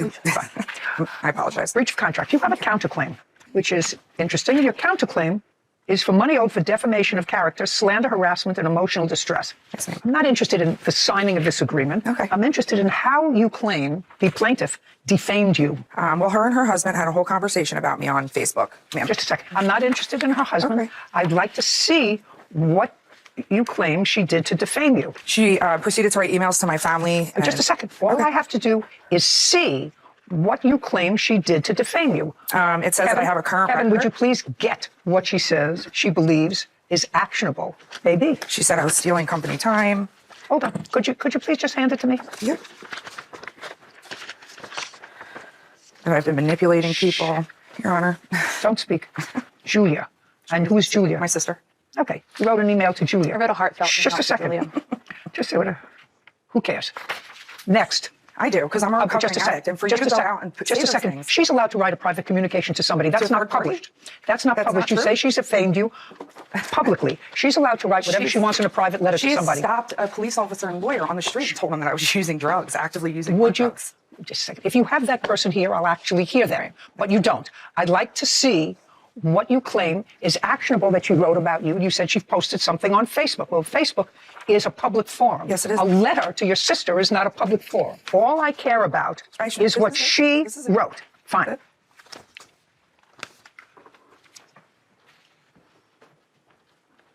Oh, she says the cancer is gone and the entire aura of the shop has changed. The dark cloud is gone. It's almost a clean slate with your new employees. You can expand and turn Giovanni's into a barbershop powerhouse. It was meant to me. What defamation is that? You've talked. They can't. The cancer. Like, I'm not a cancer. Okay. This is crazy. Oh. She went around and told people that I was actively using hard drugs, ma'am. No! Okay. You're entitled to fire anybody that works for you. I can look at Kevin and I can say, you know what? Last year I loved you. This year not so much. You're fired. And later today, After they said the price was different, I told her no. I said, I'm not going to do it. Not in these emails. You got the teeth. She got the bill. I told her not to do it when it happened. You had I to go said like no. this. Look at me. You had to go like this. suing for harassment, slander, and defamation. If you bring me a witness, I will hear you. I'm not hearing what she told a policeman on the street or what she told strangers. Nothing that you've shown me that was published is defamation. What else? I was countersuing also for mental anguish. Your Honor, I am a recovering heroin addict, and I am open about that. And I tell people that. And Just a second. You have to understand, I didn't say that, and good for you if you got your life back on track. Terrific for you. But in order to have emotional distress, you have to have somebody who's guilty of something that's illegal or against the rule of civil law. So far, you have nothing. This doesn't say anything, that the cancer is gone and the aura of my shop is now different. You may have been hurt about it, but that's not actionable. Do you understand? I do. I thought because there was a full conversation, that was my misunderstanding, that there was a whole conversation between her and her husband on social media with my name in it. So that was, Sorry. And you breached your contract with Stella. Your Honor, may I say something? About what? About the contract, and because I am also a former employee of hers. No, you can't. Did you sign a contract? I did. She threatened to fire you if you didn't sign it? Correct. That's what she's entitled to do. She's the boss, Applesauce. She's the boss. People in this country think that they're entitled to jobs. Once you have a job, you're entitled to keep it. Pay attention. You're entitled to fire anybody that works for you. I can look at Kevin and I can say, you know what? Last year I loved you. This year not so much. You're fired. He has a contract. I have to pay him out of his contract. I would never say that to him because I adore him. But he's capable of being fired. He's capable of being fired for anything other than a violation of the Constitution, which means you're being fired for race, religion, sexual orientation, probably a couple of other things that I've forgotten, some of which I think are absolute nonsense. But they're entitled to fire you if you refuse to sign an agreement that prohibits you from stealing their clients and their employees. They're absolutely entitled. I was an independent contractor for 8 years. Tell me how they were her clients. They were not her clients. You violated the terms of the contract. You cannot open up a competing business 2.8 miles away from her within She tried to get me on 3 months. Judgment for the plaintiff in the amount of $10,000. You count the claims dismissed. We're done. This court is adjourned. Apparently, I was a cancer that worked there. Apparently, people didn't like me. I think it was very fair. She signed a non-compete. When I quit, so did 5 other of her staff members. She turned all my employees against me, and she staged a walkout and took them because I was making changes to my business. We're doing great. We're thriving. We're growing. And things have just been beautiful. You know what? May the best business win because she pushed me to go further. I opened up a second barbershop in By Felicia. You know, I still can't get past the fact, Sarah, that in this country now there's a sense of entitlement that once you start a job for a reason, for a non-reason, we're not talking about the violations of the Constitution. We're talking about parameters set by bosses. Parameters. You have to be in at 9 o'clock. Well, but I can't because I get up late. I'll stay later. I can't be in by 9 o'clock. You're fired. Period. Yeah. I want you to continue to be my employee. But we're changing from 1099s to employees. If you don't sign this agreement, you're fired. Yeah. As soon as I read the papers, I knew the defendant had misunderstood the definition of duress because it was smeared all over her answer that I only signed it under duress, duress this, duress that. Well, being offered the handbook of the place in which you are employed and being offered a choice of these are the new requirements. If you like it, great, sign it, continue working, and if not, goodbye. Yes. And that's perfectly reasonable. Yeah, but don't sign it, then go off and open up 2.8 miles away a competing business and take 3 people with you. Yeah, that's a no-no. Case number 3033, Helmanen versus Allen. All parties, please step forward. Mary Helmanen is suing her ex-boyfriend, Lamar Allen, for the balance of a cosmetic dental loan. Pronounce your last name. Helmanen. Mr. Allen was your boyfriend for a period of time? Yes. Doesn't appear to be a long period of time, relatively short period of time. I think if my memory is correct, you met him in October online. Yeah. And by December, you were planning a trip to Colombia in order to have dental work done there, cosmetic dental work done. Yes. You suggested, according to what I've read, that he join you. Yeah. Would it be fair to say that at some point you said to him, you're really not comfortable traveling to South America by yourself? Yes. And that you would feel more comfortable if he came with you? Yes. At the time, in October, November, and December of last year, what kind of work were you doing? I'm a nurse practitioner How long have you been doing that? since 2017. What kind of work do you do? I'm a firefighter. Now, Mr. Allen, I'm going to come to you. The plaintiff, a very lovely looking lady, wanted to get laminates. Laminates? Porcelain. Porcelain. Perfect. I come from a long line of dentists. Okay. I was very bad in biology and chemistry, so I went to law school. Mr. Allen. Yes. You have very nice teeth. Appreciate it. Thank you. Who paid for them? Mary did. So, Mr. Allen, what I want you to do is explain to me, I understand that the plaintiff was going to Colombia to get her dental work done because it was cheaper there. And that you were a short-term then boyfriend, which is over now, I assume. Yes, correct. I want you to tell me how it came about that you went to Colombia with her and got your teeth done. Okay. Never thought my teeth was an issue as far as us dating. Then we got there to Colombia. So you didn't discuss your teeth being done before you got to Colombia? Correct. You're kidding me. Correct. You were just going to go. Who booked the tickets? Mary did. Who paid for them? Mary did. Who booked the hotel? Mary did. Who paid for the hotel? Mary did. We did talk about it before. Shh, just a minute. Mr. Allen, I want you to be very, very careful with me because I read her complaint and I read your answer. And the complaint suggested that you had a price for your teeth Yes. before you got there. Yes. Well, if you had a price for your dental work, cosmetic dental work, before you got there, you had to have had some discussion about paying for it. Yes. Yes. Well, tell me what that discussion was. After she brought it up, then I researched for us, like sending them information for us with my teeth for us, like how much. Okay, so when you researched it, she gave you the name of the the people she was going Correct. to see in Colombia. I was writing them back and forth through How are you writing? Instagram. They had a page. Okay, so who was writing them? You were writing Yes, them? correct. Okay, so then it's a fair statement that you had a price from them before you went there. Yes. Now, how much was your dental work? $4,200. Ultimately, how much was your dental work? Came to 8,000. How much were you quoted before in this back and forth Instagram that you were doing? How much were you quoted? It was roughly around 6,000 they quoted me. Let me see. I don't have it with me. Why not? For the balance of a cosmetic dental loan. I'd like to see any evidence that you have. You have nothing. What is that you're showing So me? I have the credit card information. I don't need the credit card information. You paid for him. Right. And you paid for him in December of 2022. Yes. You paid for him to go, you paid for his... I want to see something from December of 2022 or January or February. Now, when did you break up? We broke up in December. In December, when you came back? Yes. Okay, something either in December, January, or February where you ask him for the money that you claim that he owes you. Show me. Okay. Text message. I have a lot of that. Good. I'd like to see him. Okay. Thank you. The dates are on the top.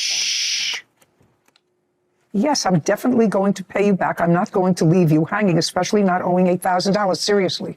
Is that what you wrote to her? Yes. I said I was gonna pay you the difference. No, that's not what you say here. I know. Well, I said that just to get off my back for our site. I'm definitely, she says, take out a personal loan. You say, I'm definitely not going to do that. Correct. I'll start paying you off. Correct. Or I'll start paying the credit card off. She said, I paid the credit card off.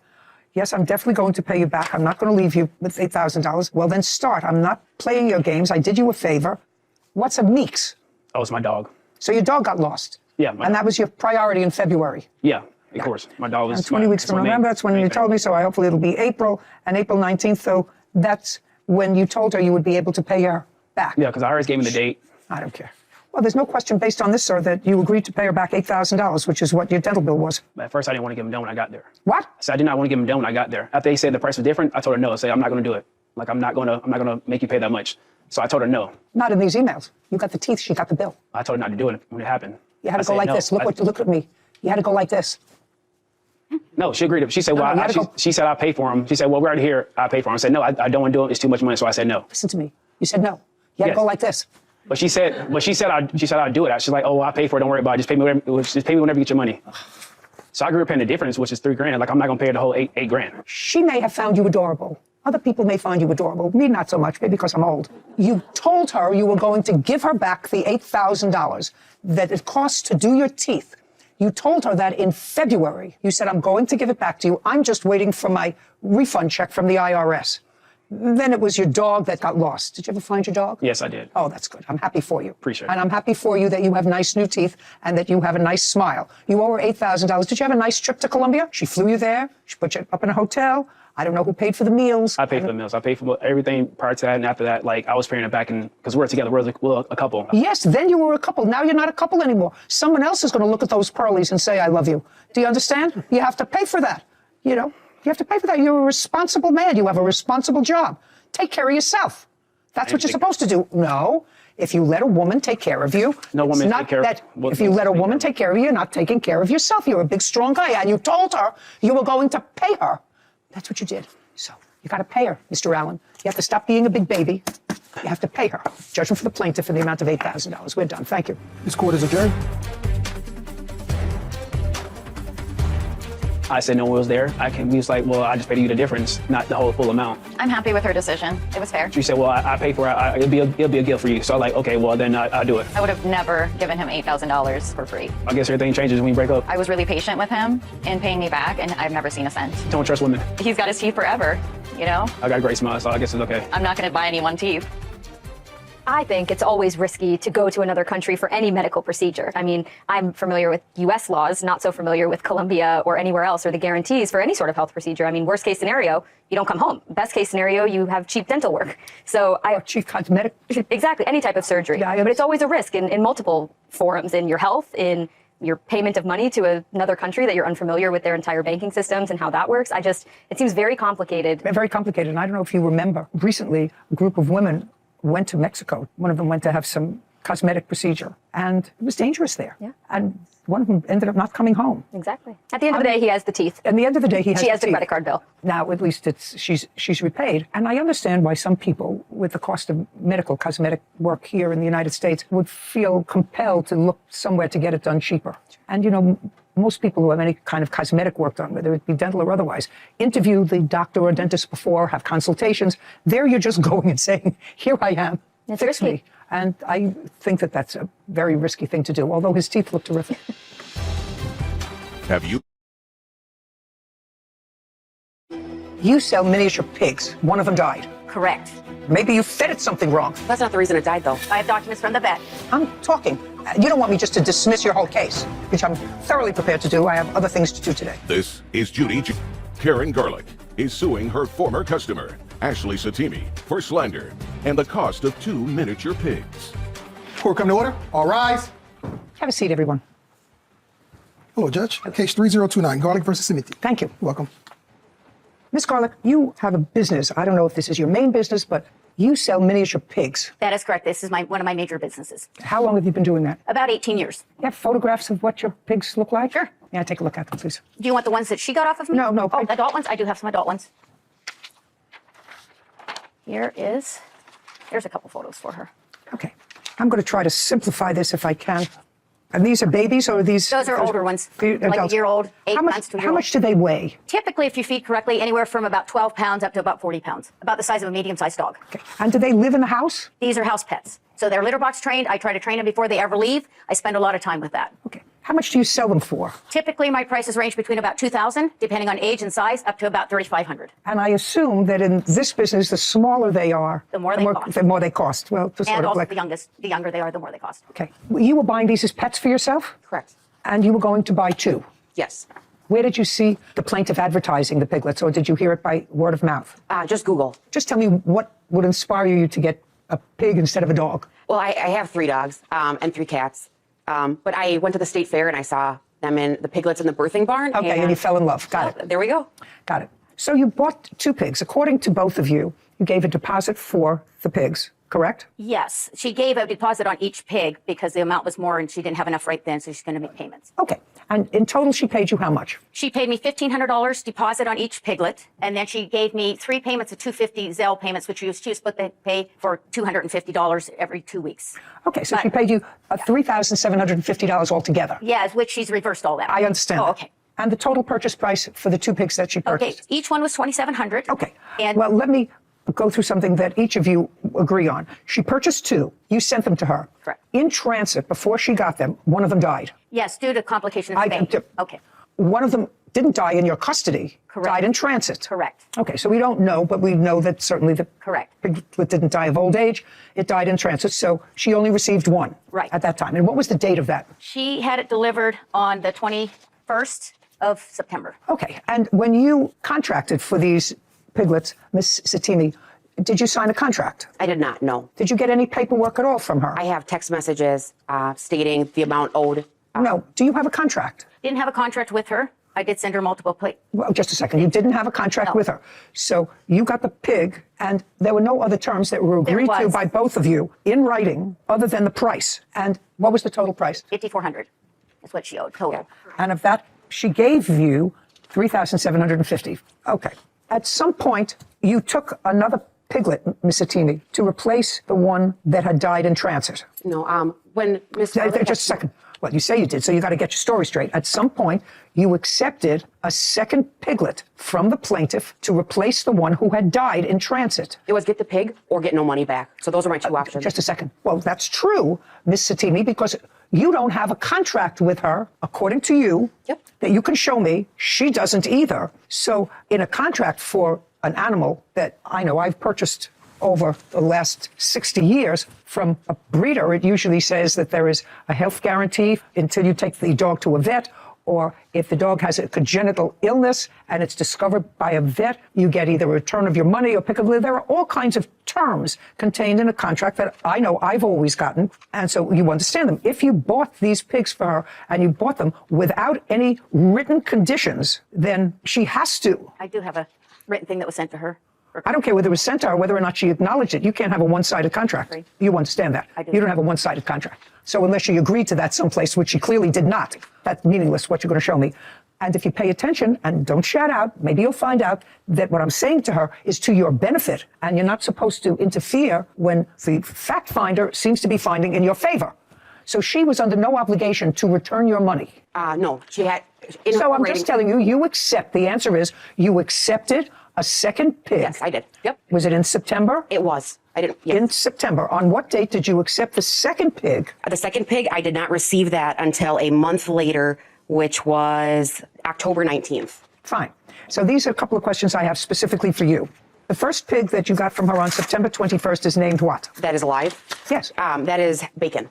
And what did you name the second pig that you got on October 19th? That was Hammy. And according to your papers, you took Hammy and Bacon to the vet on the 28th of October. 26th, I brought them to the vet. That's different from what you said here.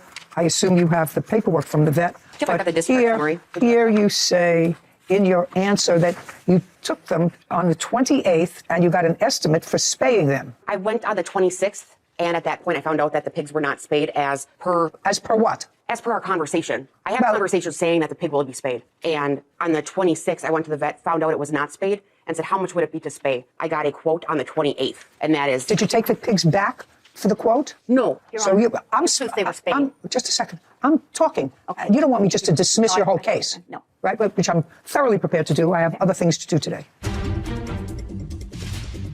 All I know is you brought in 2 healthy pigs shortly after being seen by the vet, who described the pigs as happy and healthy. One of them died. What does that have to do with her? They're in your care. What does that have to do with her? And owes for the cost of 2 miniature pigs. Ashley is countersuing for vet bills.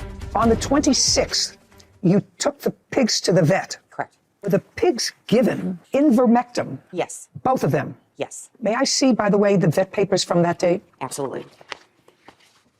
Would you like the quote as well, or just the... I don't want the quote. I want the... That's notes.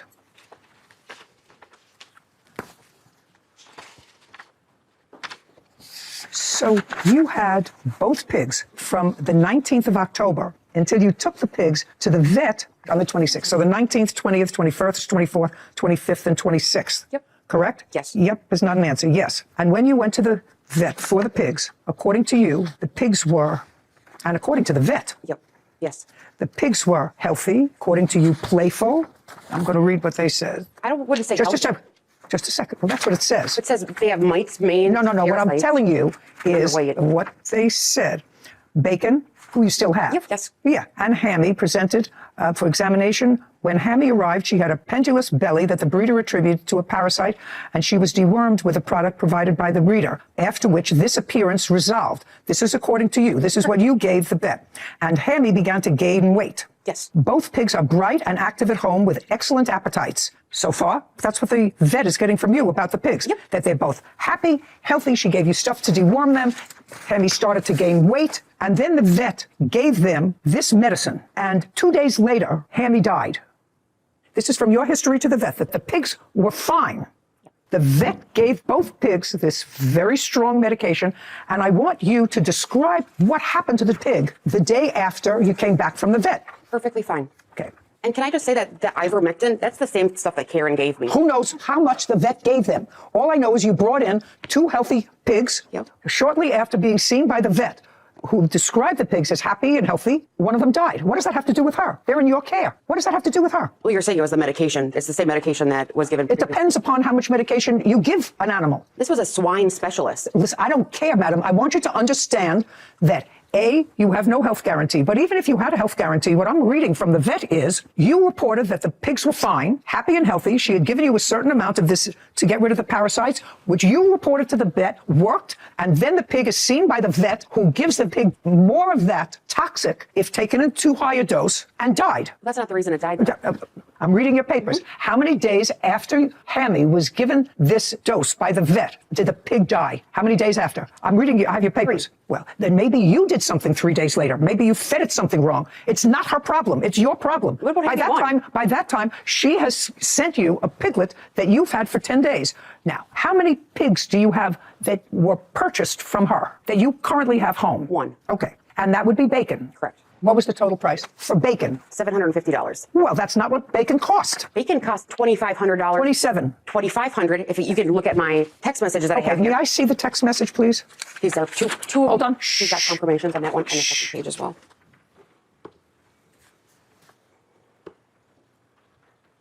Okay, cash price $4,900, Karen. Finance price is always more. I don't charge interest. Me. This is what I think is fair. I owe you $4,900 for the 2 pigs. I gave you $3,000. I owe you $1,900. PayPal took $90 because I did the PayPal protection. I will absolve. You mean absorb that and round the remaining out to $2,000. I pay you $250 each week. Every other week. And she says, okay. So now we have a contract. Perfect. Would that be okay? Yes. And then you say, do they have any vaccines yet? Yes, they will be vaccinated. So you agree on that. Do you have any warranty on the pigs? This is September 20th. I don't want to accept delivery of brown one if they are sick and going to die in a few weeks. Yes. 90-day replacement. Okay. 90-day replacement is what she says. Not your money back. 90-day replacement. That's your contract. Could you please now show me where she agrees to, I don't see it, and I don't want to look through this whole thing. Show me where the price includes spaying. That would be on her website. No, it's not on the website. No. I have it. Just a second. Show me there, which is what I asked you for, there in the messages. Better. How about a voicemail from her where she has stated that they're could you just do me a favor, madam? Yeah. Would you show me there? I believe it is a verbal voicemail from her. I don't believe it is written. I believe it's verbal voicemail. What do you mean you believe? I don't think it's in this. So it's not in that? I will continue looking. Yeah, but I know continue looking. I will. It's not in there. No. Okay. Now you say you have a voicemail where she says that the $4,900 includes spaying. I'll hear it. I absolutely do. By the way, were they two females that were brought? Females. Okay. Your Honor, I spay all males, but I never spay females. Listen to me. Okay. She says she has a voicemail that says that the $4,900 for the two pigs includes spaying. She says she has it. I want to see it. I also have a loss. I shouldn't have got it spayed before it went, but that was my understanding is you wanted it done. Just explain to me. This says, if I'm hearing correctly, that, okay, but I said, I don't know where, we'll give it to Sarah. It should be 40 seconds. So we're both at a loss with this because I haven't had this happen either. I understand where you're upset you lost the one. So please, hold me so we can get something worked out because I understand your frustration, but you got to understand mine as well. I also have a loss. I shouldn't have got it spayed before it went, but that was my understanding is you wanted it done prior to going. And that's the discussion I had gotten from you. And so I went and got that done. Plus, you couldn't take her until after the 17th, so we had to arrange the shipping, after that point. So the other one's getting delivered also tonight. But, this kind of puts me in a predicament.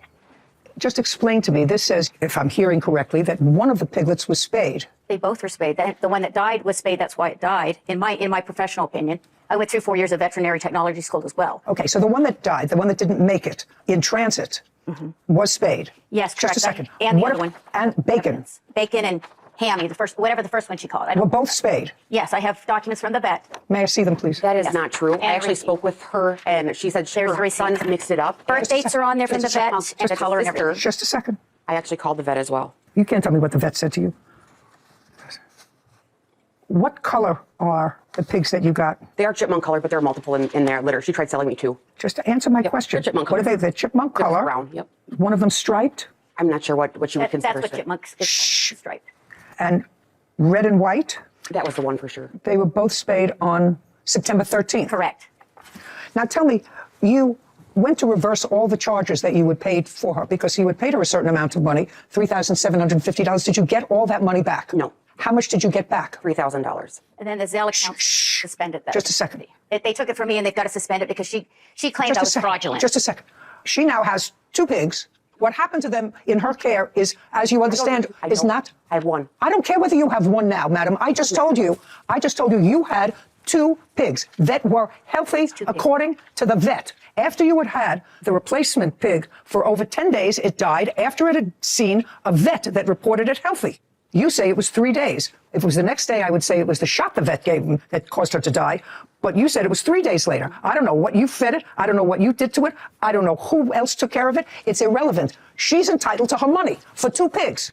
And if you had that reversed by the bank, you can't do that. You had a 90-day replacement for the pigs. And she replaced it. And she has received zero money. $750. That's zero money. I don't have it. And I don't believe that it's on hold either. It is. Just a second. You don't have what? The $750 I sent her, I did a dispute on it, and they said that because it was not fraudulent, she still has it. For the $5,000 that these two pigs cost, you paid, according to you, $750. That's correct. Well, you owe her the rest. You owe her the money. I'm finding, now we're finished. Okay. Now we're finished with testimony, and I'm telling you that the death of one of the pigs, you have one, the death of the other one, happened in your care. Whatever it was, if you don't want to blame the vet, blame yourself, not her. You had a healthy pig when that pig went to the vet over a week after it arrived from her. So it's your fault and you owe her the rest of the money. Did you get the $750 from her? That's either a yes or a no. No. No. You owe her $4,900 for the 2 pigs. Judgment for the plaintiff. We're have another finished. claim. It's dismissed. This court is adjourned. My slander. It's dismissed. I tell you one other thing. If you post anything derogatory about her business again, she's going to see you back in court, either mine or somebody else's. Do you understand? Yes. Perfect. Thank you, Your Honor. Thank you. Some people think they get something for nothing anymore, and it's just the way it is. People try to cheat you. You know, I got 3 pigs from her. 2 of them died. You know, I get so attached because I'm very passionate about my animals. I'm very passionate about my business and my customers. And 2 out of 3. That's not a good record. So this is just really heart set to me because 2 pigs dying, there's something goofy going on there. anytime a little animal dies like that, I can take heart. Moral of the case. If you're going to spend thousands of dollars on a pet, have a contract in writing as to what your expectations are so that you have a price, you have whatever guarantees there are, you have whatever exchange policies there are. Because what happened in there is I had to create a contract out of nothing, out of text mails, voicemails. out of text messages. I agreed to pay. Yes, well, that's a meeting of the minds as to a term.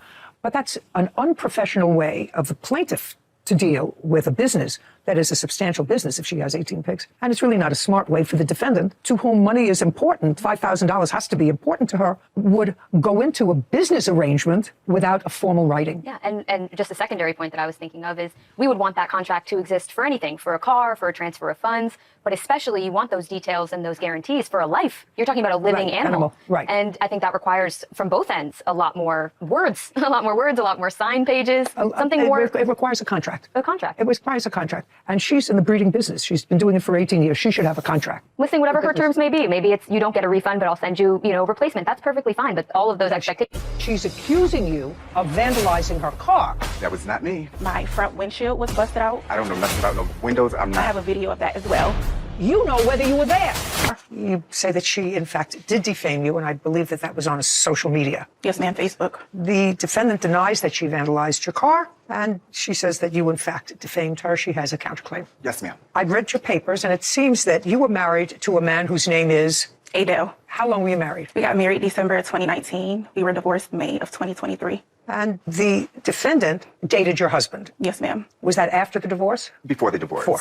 How much before the divorce? I wouldn't even know. I just received information from him while he was incarcerated. Okay. You met him while he was incarcerated? No, I met him when he was out of incarceration. Give me the month and year. Probably about October 2023, I believe. What was he incarcerated for? He was on a parole violation. Okay. How long was he incarcerated for? Less than 2 years, maybe about 16 months, maybe. But you met him before he went into jail? Correct. And did you continue to communicate with him while he was incarcerated? Yes. Did you see him? Did you visit him? No, actually, he was paroled to me. To your home? Yes. You're upon his release. So he came to your house from prison? I picked him up from prison. Now, at some point, you were in a car together with your ex-husband. Yes, it was my car. What were you doing together? We were just hanging together. We were leaving my sister's house. So this is after the divorce? Yes. Month and year? November 2023. So it was a friendly divorce? Well, it wasn't friendly to start. After a few months went by, we talked and decided that we just wanted to be friends. This incident happened in November. Do you remember the day? Yes, ma'am. November 27th, 2023. Tell me what happened. So me and my ex-husband, we were sitting in the car. Where? Out in the parking lot of my sister's apartment complex. We were getting ready to leave. He informed me that Sunshine was sitting in a car nearby. So I just told him, let's just leave. Do you live in that area? No, ma'am. You were in the parking lot for what reason? I was not in the parking lot. I received a telephone call requesting that I come and meet with him to release his clothing that were at my home because he was on the run. He sounds like a prize if that's true. So he tells you to meet him where he knows he's going to be with his ex-wife. I had no idea. You had no idea? No idea. Okay, so now you're in the parking lot with your ex-husband, yes. And he says to you, there is Sunshine, yes. And you know who Sunshine is. Yes. Okay, go ahead. So I told him it would just be best if we decided to leave.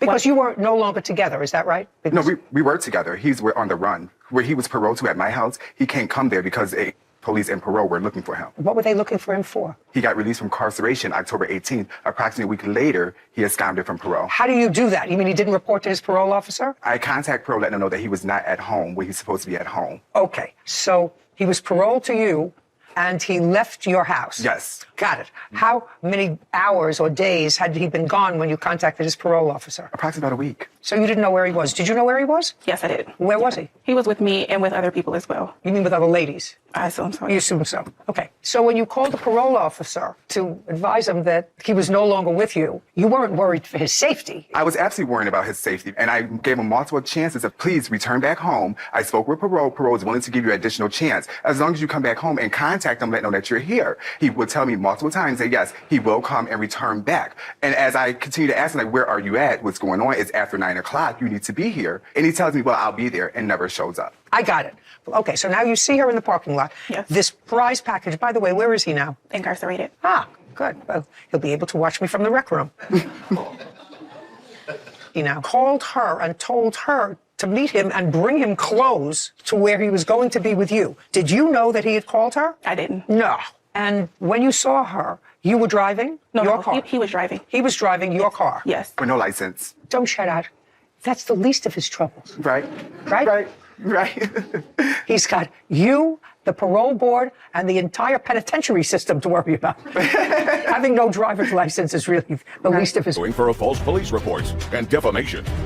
So, he sees her, there's Sunshine, you know who Sunshine is, you say, let's go. Yes. And? As we were leaving, Sunshine began chasing us. So once I noticed that she were chasing us, I told him, let's go to the police station. That's not true. We were... No. Just... Shh. As we were driving, we were stopped at a red light, and Sunshine got out of her car and tried to punch the passenger side of my window car. And I have a video of that as well. I can show you that. And we continued to drive until we reached the police station. Okay. And you say that's not true? That's not true. Okay, so I'd like to see that video. Babe, back up. Babe, oh, babe. Your Honor, the reason...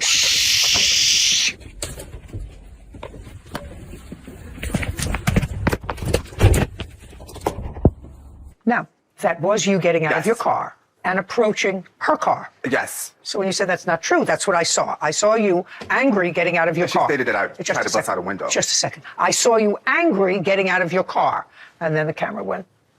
Okay, so you said to him, let's go to the police station. And? Once we got to the police station, they said I had to wait for an officer to get there. I waited for about an hour or so, but I didn't stay to actually get a report. Okay, and then you left. And then I left. Keep going. Later that day, Sunshine came by my home, in which I have a video of that, where she asked my mother, what kind of car do I drive? Okay, now, she has, again, Miss Green. Yes. Just want to let you know, I saw that video. You told me that that wasn't the case. She says she has a video of you in conversation with her mother. I'd like to see the video. Just a second. No, that's not what I asked you. Am I going to see you talking to her mother? No, ma'am. Okay, let's see the video. Hello? You're pretty clear. Hi, how are you? Are you pretty close? You are? Very like a black clothes? Did you shirt black? And? Ma'am. I mean, just a second. That is you. That is absolutely... That is you. Wait, I actually cannot see the video. Oh, you can go up. But you know if you were... Listen to me. Sunshine. Whether you can see it or not, you know whether you were there. Absolutely. Just a second. You know whether or not you were there. So the question is, you want to look and see whether I can see that it was you there? No, just a second. Do you understand what I'm saying? Yes. Okay. You were there and asking what kind of car she drove. That would be a yes. Yes. But that was... Just a second. That's not a but. That's a yes. Yes. What was your interest in whether or not she drove a Tesla or a Grand Prix or a Chevy? What was your interest in that? Because on November 19th, I had filed charges against Adele and Faith Hamilton in regards to an incident that occurred when... Put that down. Which is the police report. Put it down. Your Honor. On November 19th, you say you filed a complaint against the two of them. Yes. For what? For robbery. Okay. Who robbed what? As I was driving down a street, I came in contact with Adele walking. Adele called me on the phone. Adele asked me if I can come back and speak with him. As I came back, he stated he has Faith with him. They were walking together. And I said, okay, that's fine. He said, well, Faith would like to speak with you as well. I said, well, it's not going to be a problem, is it? I said, because I don't want to be in no problem. So he said, no. So I welcomed them both into my vehicle. He put out a handgun and demanded money from me. As I had the money in my conceal, which was my rent for $850, Faith snatched the money and ran. Both of them ran out of the vehicle, which at that time I immediately went to the police station and filed a police report. My question is, what are you doing here? Because I was going to let the police know this is her address. I didn't know at the time. I gave them two different addresses. And then I ended up came in contact by someone. Well, that's not really smart, is it? It's not at all. It's not really smart to go to the house. And you don't look that. frightened. I mean, you're there asking her questions. You didn't ask whether she lived there or not. You asked what kind of car she had. Yes, ma'am. Okay. And then later that day, I was leaving for work because I work overnights around 8:30 p.m. I noticed that my front windshield was busted out and the two tires on my passenger side was busted out as well. Photographs? Yes. I'd like to take a look at them. And that was on the 27th? Yes, ma'am.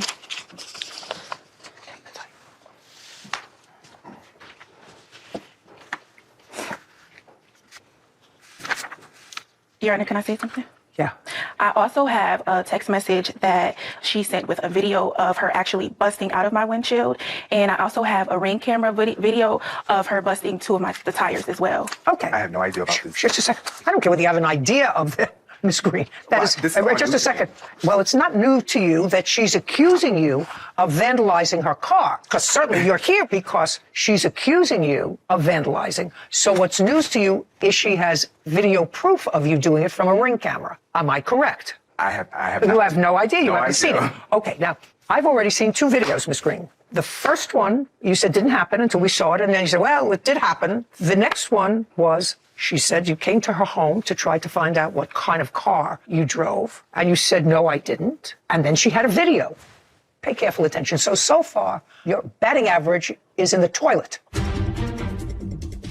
This is from your ex-husband's text messages. Yes.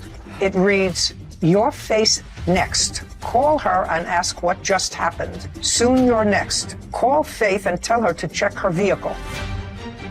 Accused her ex-husband's partner, Sunshine Green, of vandalizing Faith's car and online defamation.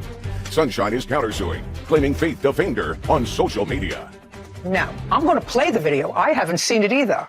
Before I play it, do you want to tell me whether or not I'm going to see you flattening her tires and busting her windshield? No, Your Honor. Video, please.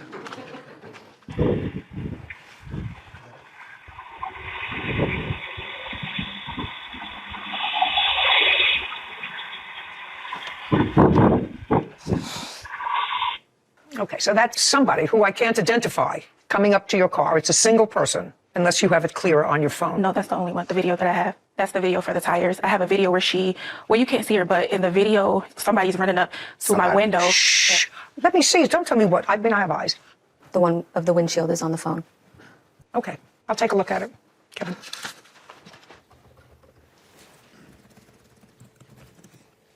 Your Honor, again, I have nothing to do with it. I don't know nothing about no windows. I'm not. That was not me.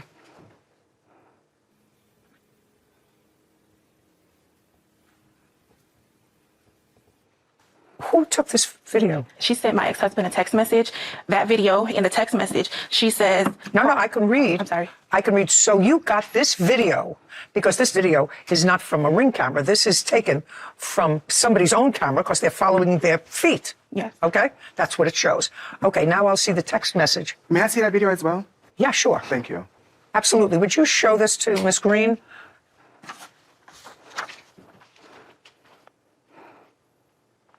This is from your ex-husband's text messages. Yes. It reads, your face next. Call her and ask what just happened. Soon you're next. Call Faith and tell her to check her vehicle. Sarah, would you do me a favor? Go in the back and dial this number, 716. Can I have that? Yeah. Do you want me to write it down? You might want to have her take her phone off airplane mode. Oh, just a second. Is your phone with you? Yes, ma'am. Take it out. Take it off whatever mode it's on. What mode is it on? Kevin, go over and watch the defendant, please. Take it off whatever mode is off. Perfect. Just want to see, it may not come through this number, but that certainly sounds interesting, because whoever did this to your car clearly had two things. Had your ex-husband's telephone number, because they sent him a text message. That's one. Knew your name, Faith. That's two. I have a police report as well. Okay, Kevin, you can come back now. But first, would you give me Miss Hamilton's police report? Should I turn this back off or should I leave it on? Just leave it right there.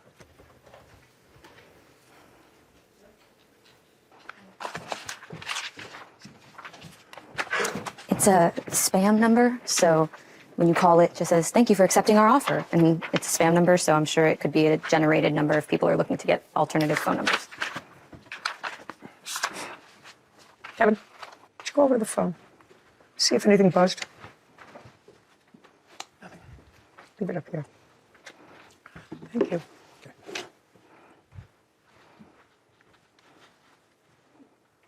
Okay, but this is just a police report about what happened. It doesn't give me any further information.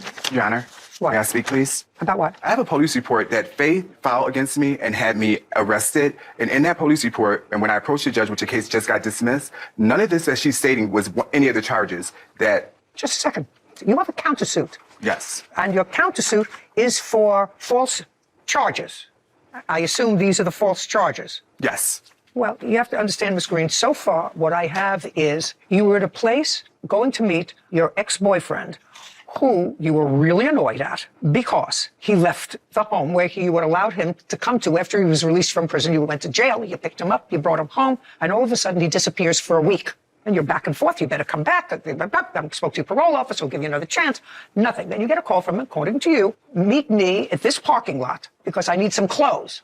You go over there. You are angrily exiting your car. Then I have, that same day, you verifying or attempting to verify with the person who lives in her house, she says her mother, what kind of car she drives. Because you knew he didn't have a car. Because he was driving the car that you saw in the afternoon. You wanted to know what kind of car Miss Hamilton drove. That night, her car is vandalized. And Adele receives a text message from a spam number that says, next time it's your face. Soon you're next. Call Faith and tell her to check her vehicle. I have to tell you that in a beyond a reasonable doubt situation, maybe some jury of 6 or 12 would have some doubt about whether or not you vandalized her car. So far, I have to tell you, I have no doubt that you vandalized her car. Just understand. Harassment. Now, tell me what your version of what happened with this knife machete and why you even had any conversation with him. Go ahead, because I read your complaint. Okay, I was out on my property cleaning the brush off, chopping it down with a machete, and I was sharpening my knife, and I seen him over there trying to stand up a wall by himself. And I just thought to myself, be a neighbor and go over and ask him if he needs some help, lifting it up. And at the time, I was sharpening my machete, and I walked over there and I asked him. And what did you say to him? I said, hey, man, you need some help to stand that wall up? Do you need help putting that up? I said, I can help you, I said, I'm not doing nothing right now. I said, I can help you stand it up if you want. And he goes, oh, no, I got to take some timbers down or something that was standing up in the middle of the trailer. I said, well, if you need any help, just let me know. I said, I can come over here and help you stand it up when you get ready to put it up, just trying to be neighborly. And I'd already forgotten all about the other stuff that had happened. It comes in my mind and out of my mind just as quick as it enters. I don't dwell on stuff like that, it's no big deal to me. And I just asked him if he needed some help. The fact that your wife wasn't helping, had severe damage to her leg, she had to have stitches, it just went out of your head. No, the prior conversation that we had went out of my head because I didn't have no kind of ill feelings against him or nothing. I was just trying to be a neighbor and help him out to stand his wall up to help him put it in place because I seen he was having trouble getting it up. And I didn't think nothing of it whenever I had the machete in my hand and I was sharpening it. It wasn't no big deal to me. I was just sharpening my knife to go over there and clear some more brush off. I didn't have no ill intentions about trying to use it on him or anything else. There wasn't no intimidations there. Not like whenever you come up to the house with a gun and start shooting it 50, 60 times in a row, that there's intimidation. Is that what happened with the machete? No, ma'am. Tell me again. Did he come up and ask you if he could help you? Yes, ma'am. Did he say it in just that way? No, it's not what he said. It's the fact that he couldn't have seen me from where he was working. Yes, I could. Shh. Is what he came up and said to you, can I help you? Yes, ma'am. And you said? No, thank you. And he said? Okay, and it went off the property. He said, okay, and left? Yes. And it was based on that interaction that you filed for a protective order? Yes, because I went to the police and asked them what to do. You can't tell me what the police told you, sir. That's hearsay. Yes, ma'am. I'd like to see what you wrote in your affidavit seeking a protective order.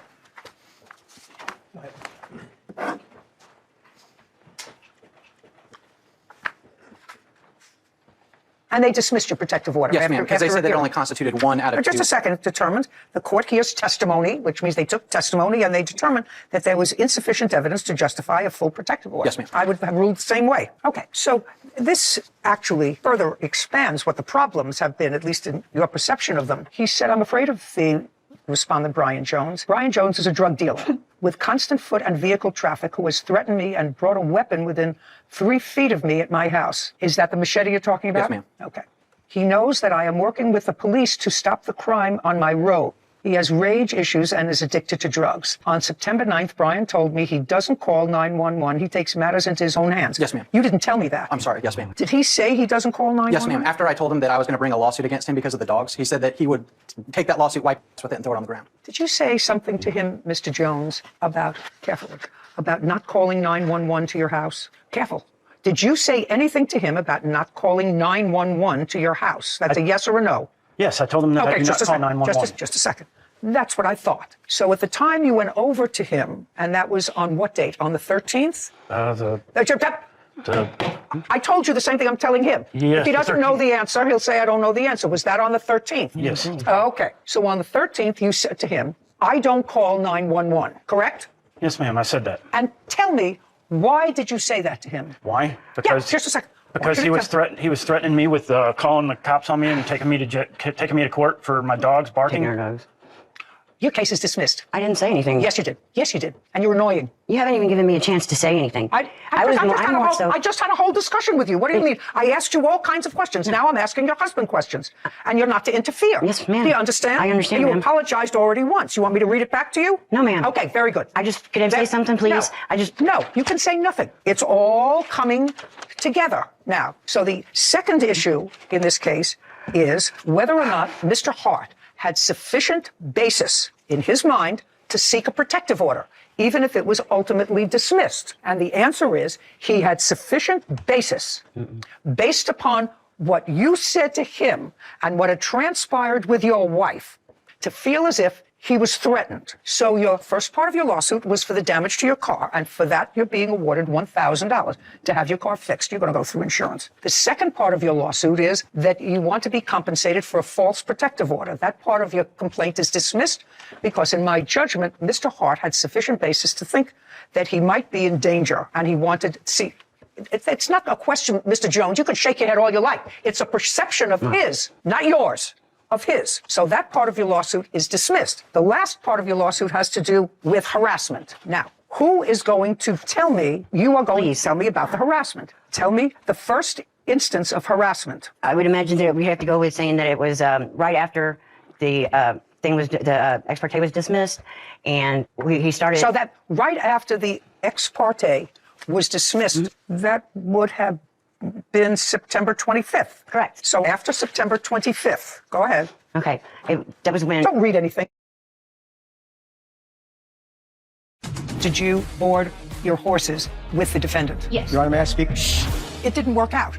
Oh, it's way more than didn't work out. You're really being so annoying to me. So far, you're not losing. The only thing you're losing is my patience. This are suing their stable landlord, Glenn Garatiano, for rental fees after being forced to move their horses from his property. Court come to order. All rise. Have a seat, please. Hello, Kevin. Good morning, Judge. Case number 3028, Alfredson versus Gertard. Thank you. You're welcome. I'm going to speak to you. What's your first name? Gabrielle. Gabrielle, this is your mom, and you had horses. We do. Both of us. How old are you? 21. In what month and year did you start to board your horses with the defendant? February 2023. And where had they been prior to that? Charlotte, North Carolina, where I lived before moving to Charleston. And your mother? And she still lives in Charlotte. She has plans to move to Charleston. How many horses did you have? I have one and my mom has one. But you took both of them with you. Yes. Tell me why.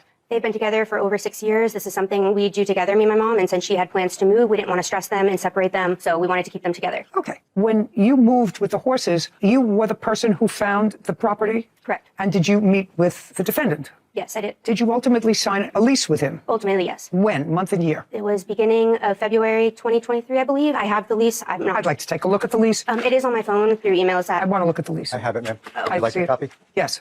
These are copies of all the documents I'll be speaking about today. I don't want to see all the documents. I want to see the lease. Coming up. Exhibit B. Thank you.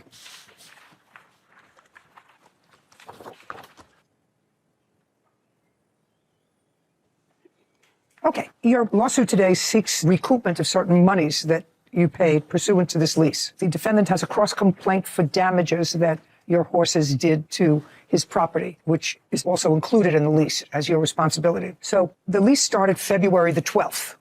When did you move your horses there? The night of the 11th. And where did you put them? In the pastures on Glenn's property. Was he there? He was. He came out and told us we can, So you were there with your mother? Yes. It was me, my mother, and my father. And there were no incidents. Did he explain to you what had to be done? You have to water them from a certain trough. Did he explain all that to you? Yep. He said he has no knowledge of how to maintain and care for horses. That was all on us. As long as we pay our rent and take care of everything, that will be that. Okay. So that's February. How much money did you pay him in February? $925. For the 2 horses? Correct. Were the horses there in March? I think it was when we moved in the beginning of March, or middle of March. Do you remember the date? Yes, ma'am. What was the date? The 13th is when they actually came with the 2 deputies to take their possessions. So they were there for a month? 5 weeks. She was supposed to come in mid-January, but postponed. Just a second. The lease says it starts February the 12th. Correct. That's what the lease says. They left March 13th. Correct. Okay. And you paid the defendant how much? 3 payments of $925. Okay. February we have $925. Correct. And you are several days over into the second month. Did you pay the second month? We did initially. You made 3 payments. I'd like you to explain to me the third payment. We had to pay the first month of board, which was the $925, then the $925 for a deposit. Okay, so a $925 was a security deposit. Correct. And then an initial $925 for the first month of February. Okay, so $925 was a security. Is that correct? It is correct. Okay. It was not paid at the proper time. Neither was the first lease payment. $925 was security deposit. Yes. 2 months board. Correct. Now, it didn't work out. Oh, it's way more than didn't work out. I just said, I don't care. Actually, the idea is to keep it simple. It didn't work out. You were happy to see them go? I initiated termination in the lease pursuant to the And lease. they were happy to go? Apparently, yes. So now it's a matter of money. That's all it's about. I mean, you're not married to each other. You don't share grandchildren together. So it's a matter of why they don't get their security deposit back. Do you understand? You stayed over the second month, so you had to pay the second month, but $925 is security deposit. And there's no reason, unless there was some sort of violation of the lease, why you're not entitled to the $925 back, which is your security. There was also criminal animal abuse during the 5 weeks that they were there. Just to say, what does that have to do with this lawsuit? It has to do with why their lease was terminated. I don't care. Okay. They want their money back. They don't want the pasture back. And I understand from your papers you believe that they weren't adequately caring for the animals, and because they weren't caring for the animals ate up your pasture. I don't know. You're going to show me what you're alleging in order to avoid returning their $925 security deposit. That's part of it. Well, it's in your court.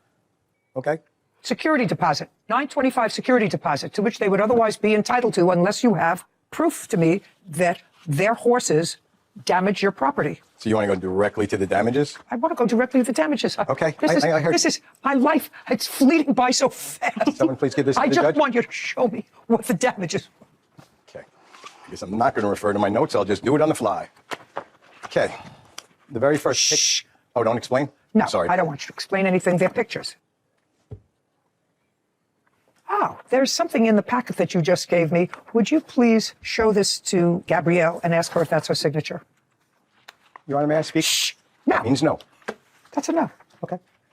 Is that your signature is my question. Yes. Okay. When did you sign that? The day we left. The day you left? Correct. Okay, and this shall serve as your receipt for the month's rent of $925 and the deposit $925. It will also serve as a receipt for your final month's payment of March 2023. We have agreed that the deposit is forfeited to cover some of the damage done by the horses, right? And you sign that? Correct. Well, then you have no case. What do you want? I want to tell you my story, please.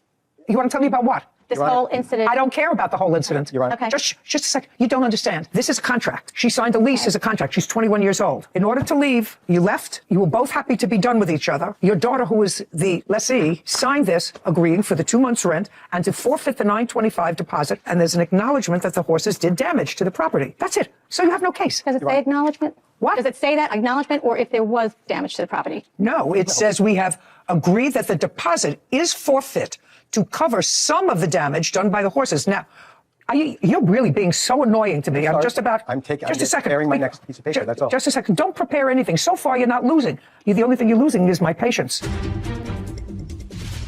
You said I have 43 pages. I said I'm not reading 43 pages unless it's all relevant. And if I read 43 pages and if it's not all relevant, it's going to put me in a bad mood, which I'm getting to. Quickly, I see that. Yes. And later today. You live with somebody as a roommate? Yeah, she's my girlfriend, actually. Girlfriend. And that's the girlfriend who's also your friend? Yes. How long have you been together? Like 12 years. What?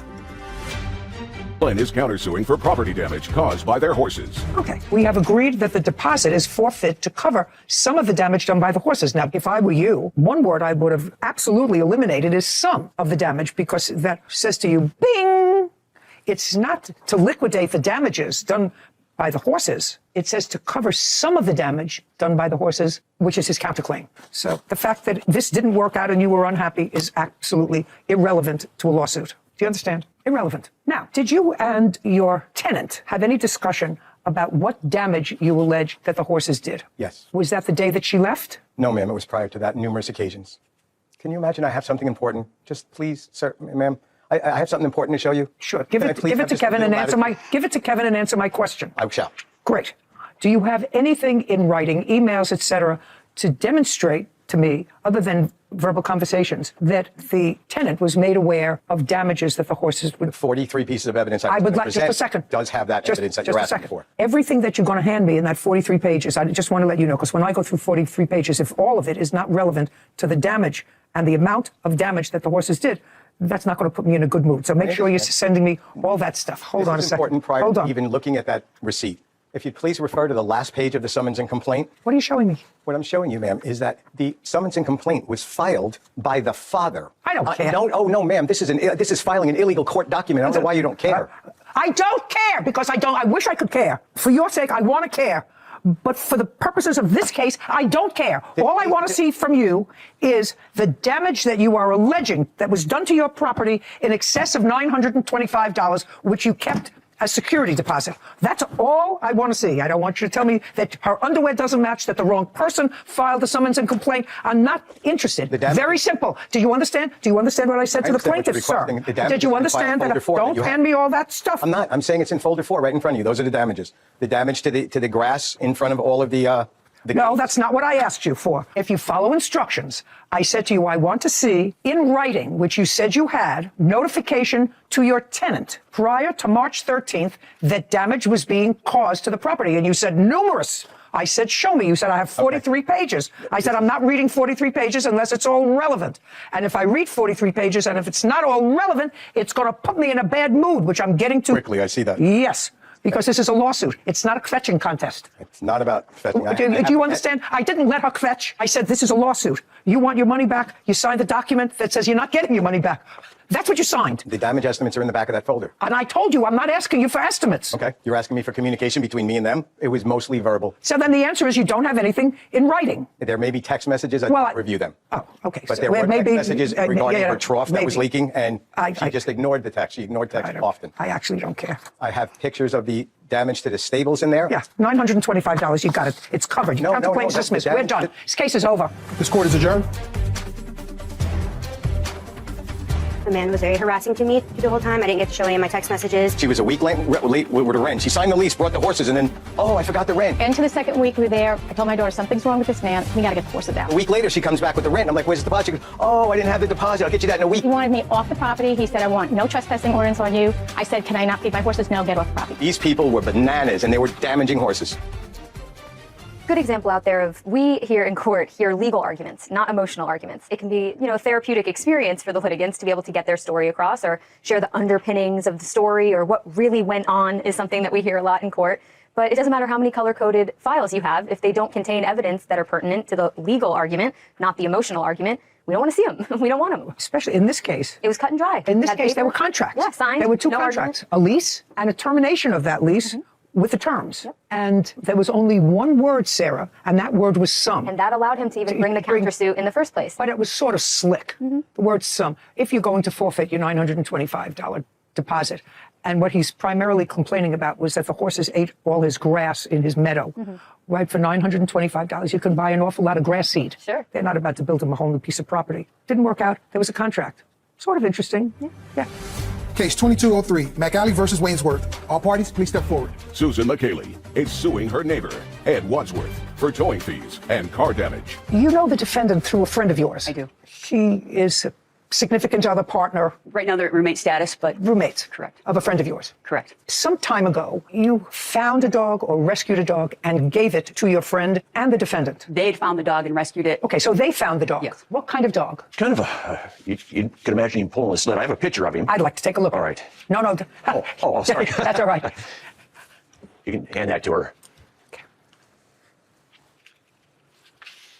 Oh, he's beautiful. Oh, he's wonderful. He's beautiful. And tell me, you live with somebody as a roommate? Yeah, she's my girlfriend, actually. Girlfriend. Okay. And that's the girlfriend who's also your friend? Yes.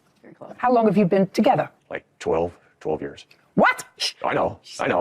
But I've been there and done that. You were afraid to even say that. 12 minutes, 12 hours, 12 days, 12 years. He's going to get me for that one. Okay. Is this the first dog that you had together? We had a golden retriever that lived to be 16 years old and died this last summer. And then a friend of mine, he was driving to work one day and he saw what eventually became Snowy running around. So he rescued him. When was this? 6-7 months at least. 6-7 months ago? Yes. Beautiful animal. Just wonderful animal. I see he's your screensaver. Oh, yeah, I know it. In the morning, we'd let him out to do his business because we live in 20. No, we're not there yet, sorry. sir. There was an incident that occurred when the dog got loose and you couldn't find him. How long had you had him before he got loose? 6 to 7 months. Well, this is her complaint. Yes. She said it was January 2023 and you got him in December of 2022. You have a dog of your own. It's my roommate's dog, and they're the same age. Okay. And do they play together? Yes, we use them. We socialize them. May Yeah, I they're- see the photograph? Yeah. Same age. And wanted to see how they socialized together, and they did great. They became great buddies. Oh, they're wonderful together. Anyway, something happened in January, and you called the plaintiff and told her that Snowy had gotten out and he was missing and he didn't come back. Was he out overnight or just part of the... He was out overnight. Did you call her in the morning? No, it was later in the afternoon. It was getting towards... Okay, so he had been gone one whole night? Yes. And in the morning and afternoon of the next day? Yes. You tell me why you're not responsible for half the tow truck bill. Okay, so the tow truck couldn't get to her through me because it was such a mess. How did you get out? He pulled me a little bit. For hours. Okay, and then you called her and asked for her help. Yes. I assume you asked for her help and told her to bring her dog, or this dog, because they were friends. Yes. Okay, he called you and said... Well, I believe it was his girlfriend, my friend, our mutual friend, that asked to... Just a second. So it wasn't the defendant who asked you. It was your girlfriend. But when you met, was your girlfriend there? No, she was not. Just he was there? Correct. Okay. And where did you meet? It was outside his property. Where was your girlfriend? She was in the house. She's got some physical disabilities, and it's a struggle to get out in the snow for her. Okay. So just the two of you, and each of you has a truck? Correct. I was also with my roommate. She came as well because the dog is actually hers. Okay. And I had the truck. And you have... I have a Honda Element, an old Honda Element. Okay. So this is the case very briefly. I don't have to get into any more facts with you. The facts are relatively simple. Your dog got lost. Your girlfriend called her girlfriend and said, could you help find Snowy? Bring your dog with you because, maybe that will be helpful in finding him. He's been out a day and a night, and you volunteered to go. Yes. And you went, and your car got stuck in the mud. Correct. And was damaged. Correct. And you think he's responsible, and you want him to pay for that? Yes. Well, there's a little bit more to it. You tell me why he's responsible. Well, this is a case of no good deeds go unpunished. The thing is that we asked him to come help tow the vehicle out. He said, sure. He also got stuck in that process. And then when I called the tow truck came, pulled him out, and then he just took off. No thank yous, no covering his expenses, and just left. Oh, covering what expenses? Covering the expense of the tow, and there was some damage to my... Forget the damage to your car. Okay. He didn't even ask you to go. His girlfriend asked you to go. Okay, well, He didn't even ask you, even if he had. Your car got stuck. He wasn't driving your car, was he, when it got stuck? No. Okay, you were driving your car when it got stuck. Correct. Right. And he also got stuck. Yes. Okay, so legally there's no liability for him to pay for the damage to your car if your car was in fact damaged. I can't even think of a scenario where your girlfriend and his girlfriend would have been responsible. Your car got stuck in the snow. You're right, no good deed goes unpunished. It ended up costing you some money. But we're going to talk about the towing. Could I see the towing bill? Yes. Thank you. Let's see what... Okay. So, Mr. Wadsworth, this is my question to you, sir. Yes, Your Honor. I read the complaint, I read the answer. Your truck got stuck in the mud as well. That's correct. I asked her, I said, how's the ground? And she said it was frozen. But where she wasn't frozen. I pulled like crazy. And who called the tow truck? I did. Were you able to extricate yourself without the tow truck? No. No. The tow truck had to tow you out as well as the plaintiff. That's correct. But Okay, sir. So there's a tow truck bill for $330. Why shouldn't you be responsible for half of that? Okay, well, the tow truck driver... Don't tell me what the tow truck driver told you, sir. Anyway. Not anyway. So... I want you to tell me, not a so. The tow truck came and towed both of you out of the mud. That's right. Now, there's a bill here for $330 that you say you paid in full. Yes. And I'm asking you why you shouldn't be responsible for half of that tow truck bill, not her car damage. You're not responsible for her car damage, but you tell me why you're not responsible for half the tow truck bill. The tow truck couldn't get to her through me because it was such a mess. He had a long cable, and that's eventually how he pulled her out. How did you get out? He pulled me a little bit. Because you couldn't get out And then I yourself. drove the rest of the way. You know the 3 most difficult words for a man to say? Well, besides, I'm sorry. How about, oh, it was my fault? Or how about, yes, I'm responsible? Or, yeah, Well, I'm we sorry. had offered to use our tow service, which wouldn't have cost anything. Did you call your tow service? We called our And insurance just a company. second. You called your insurance. But Sue Don't had already speak. called this other company. Don't speak. I already explained to you why he's not responsible to the damage to your car. But you owe her $165. That's half the tow. Judgment for the plaintiff. Thank you very much. This court is adjourned. Oh, you found the dog. You found the dog. I understand that you didn't find him in time not to, he was injured, but he's home with you now? Home now. Good. Yes. I guess it was a fair judgment. To me, it was the principle of, rewarding favors and being grateful for help. The tires spun with 4-wheel drive, and then I got stuck. In the end, the dog was found. He's safe. He's happy, and I'm grateful for that. The judgment was okay? I would do it again. I liked the plaintiff's initial statement that no good deed goes unpunished. And this was a pretty easy case to split down the middle. Obviously, if you have a tow bill for 2 cars, one of them's yours, one of them's hers, split it, that's what you owe. So that was easy. But yeah, the rest of it is no good deed goes unpunished. I like it. Yeah. And she was right. But I thought he was adorable when I said, how long have you been together? And he knew he was going to get it. And very quietly said, one of those. 12 years. Well, 2 beautiful dogs and seems like a nice life, little bit of property, maybe get a fence. He had a fence because sadly, I